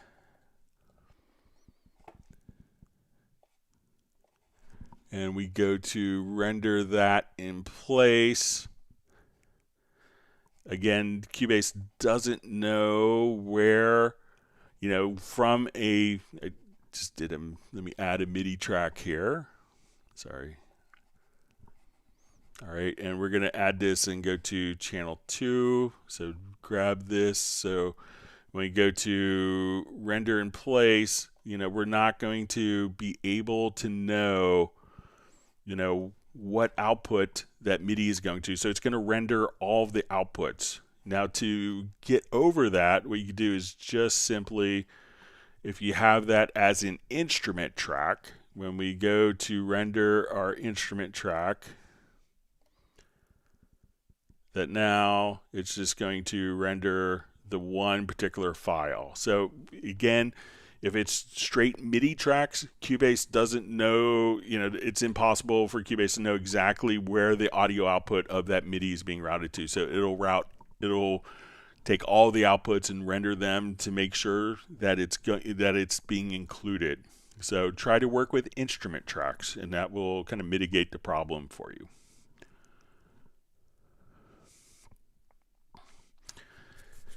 All right, so we have a question. How do I get the mixer in Hallian 7 to be separated to the big mixer in Cubase like I do with Groove Agent?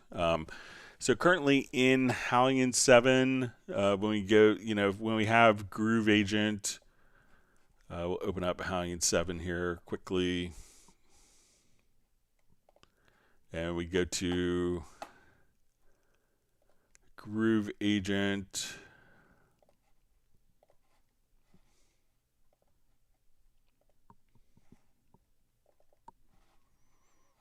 All right, so when we go to the mixer and we right click, we could say, let's export the mixer and effects to Cubase. I think this is what you're referring to. So I don't think that function is inside of Hallian, and it could be that there's, I know that all of the plugins that we see within the mixer have their direct Cubase equivalent. There might be some additional effects inside of Hallian that are not included with Cubase that offer some additional functions that are like very specific to the instruments.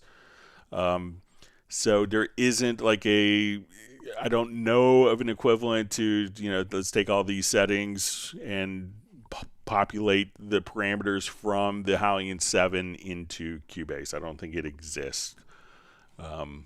So sorry about that. All right, let's go back to our live questions. And again, you could send questions into clubcubase@steinberg.de.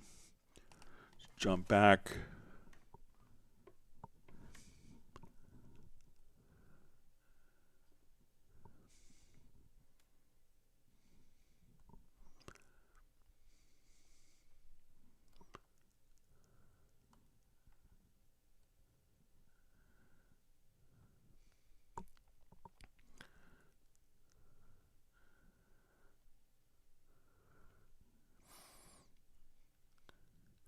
All right, so you see from Chris Monroe says, "Wish I found this channel sooner.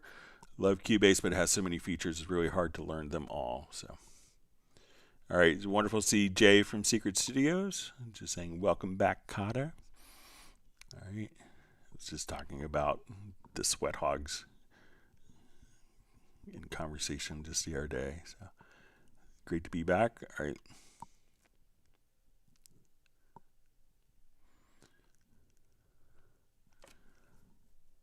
All right, so we see from Lars. Thanks, Greg. Couldn't answer before. Advice was helpful, so it's good.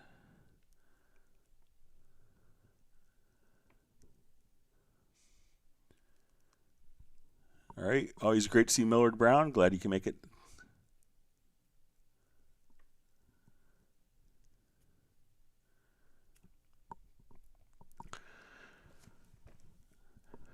All right, so we see VST live follow-up.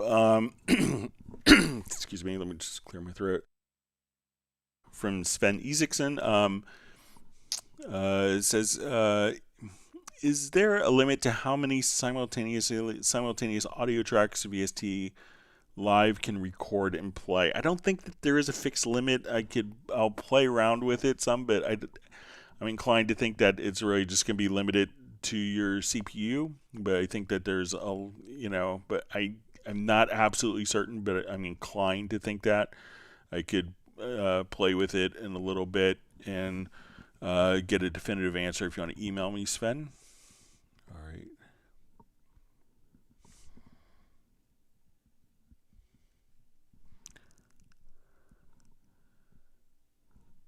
All right. Great to see Sable Winters on. Thank you for the kind words about my wife and her recovery. It's great.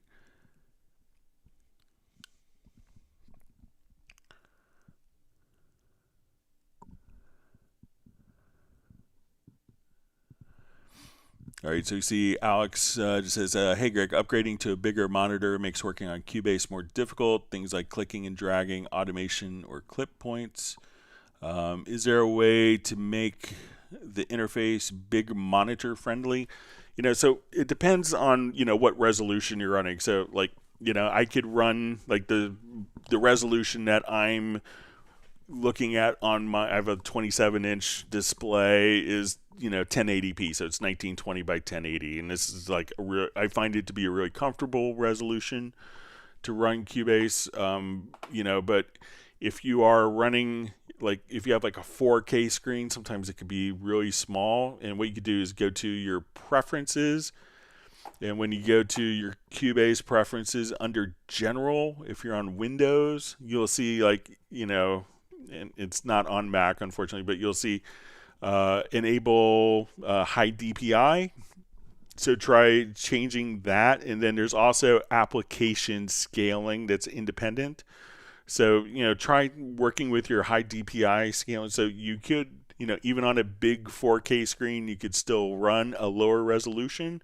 It'll still look sharper. You could run and see 4 times as much space if you wanted to. And, I would have a hard time personally, looking at something so small, and you could see a lot more, but maybe you have to be super close to actually practically edit and do functions. But here you could actually, so try, if you're on Windows, try, turning off, high DPI or adjust your high DPI scaling. I think that would work for you.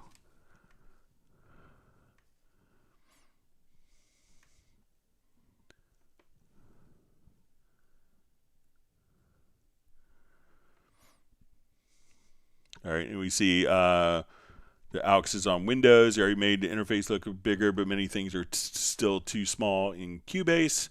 So, Cubase will have its own scaling options as well that's independent of Windows.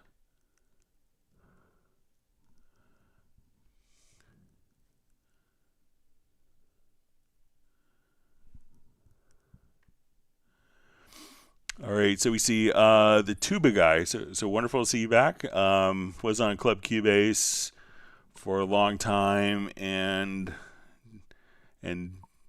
just didn't find the time and slowly forgot about it. Last week I did a bit of research with Cubase MIDI remote and got back to these. Thanks, Greg. So it's wonderful to see you back. And so glad you made it back. We hope to see you on more in the future.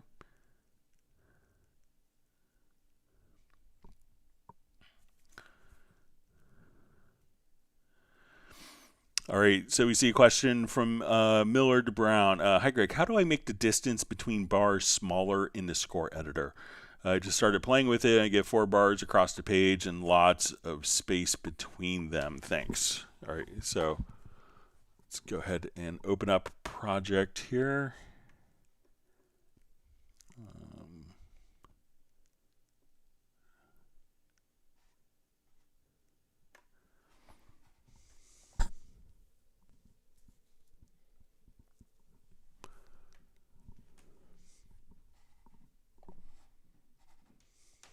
Okay, so let's look at our score. All right, so, there's 2 different views. So we have 2 different views. As we come over, we'll just say, okay, we're going to go, we'll see that, you could be in edit mode or page mode. So we'll just come to our scores menu and we will, so edit mode maybe kind of look like this. It's more of an editor, but page mode will show you kind of what it's going to look like on the page. So we could zoom in and out. If you find that you have a lot of extra space, I think if we just grab, if we wanted to do like an individual stave like that, we could hold down Control to move it kind of individually. Or if we wanted to all be like roughly the same, so let's say I move this, I'll just start from scratch here. So let's say, so if I want these all to be more spread out, we could just come over here. Let me get the modifier keys. So if we, as we do this, holding down Alt or Option, we can make all these smaller. Now, as we grab, let's say if we wanted to indent, I could grab the hand tool and now we could move different elements. And if we find that we want this to, like if this is too busy, one of the things you could do is come over here and just cut at the measure. And at that point, we can say, okay, this is all just, there's too many notes to be really legible, and I want to take all these notes here and just trying to remember my modifier key to make them all. So let's say I wanted to do the opposite of kind of cutting those particular notes. What you could do is go to the end with the glue tool and just kind of glue the ending, and then you could combine like the next staff. So like, okay, that's really not what I want at all. I want to just come here and so use scissors to cut. And then if you wanted to see more information, just go to the end here and just grab the glue gun at the right edge. And then you could just kind of, if it's too much space for you, you could really mess it up and just kind of do it like that. So try using like, the various, the scissors tool to cut, or grab the glue gun, like if you have just like 2 notes, in a measure, you could just grab the glue gun and add more measures on that one particular system stave. Always wonderful to see Tim Weinheimer on from Mission Viejo.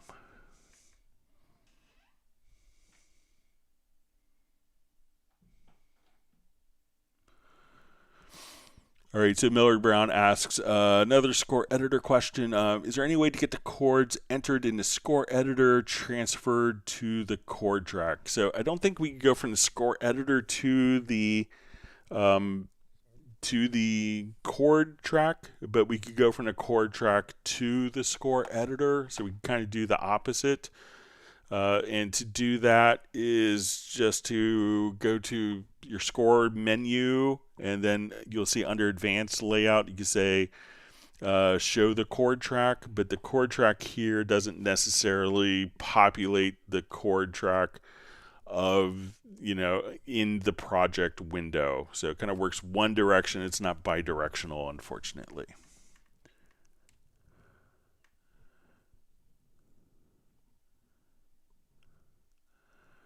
See, Miller Brown says the glue tool. That's it. Thank you, Greg. All right. All right. Always wonderful to see Joe from Rochester, New York. Glad you could join us today. Just saying hi to everyone. All right. So I think we're almost out of questions. We'll see if there's any more questions. We know some people just kind of joined in.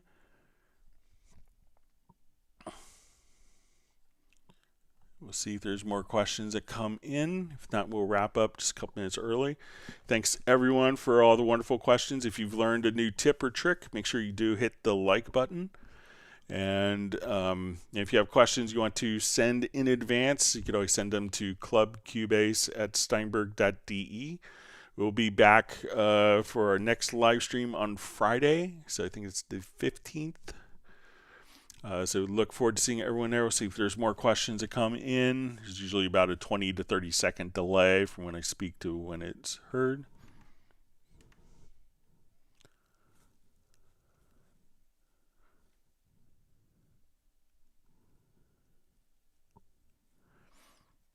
All right, I'll just wait a little bit. And again, I want to thank everyone for all the kind words for my wife's recovery. She's doing phenomenally well. She was kind of up and walking several hours after spinal surgery, and so she's been a trooper and doing really well. Just got so many incredibly kind messages from people. So,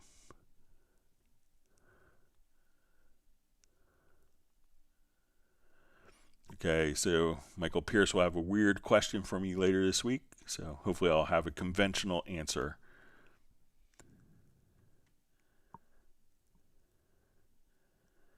All right, let's see, I'll just wait just another 10 seconds or so, and then we'll wrap up.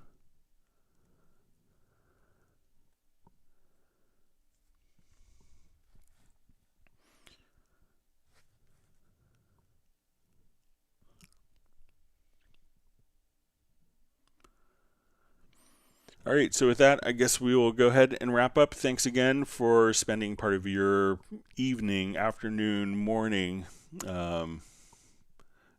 with us. Okay. Yeah. So Peter, I just see your comment. I'll see if I could dig up the email about the Howie and Sonic preview, but we'll do that on Friday if that's okay. But I want to thank everyone for spending some of your time, part of your day, learning more about Steinberg products. Look forward to seeing everyone back on. Look forward to seeing everyone back on Friday of this week.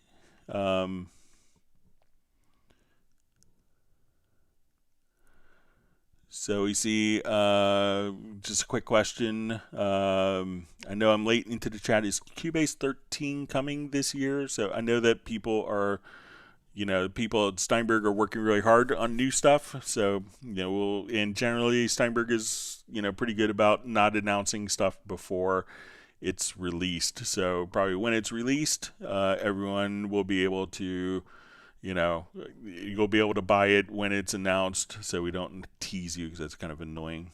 So,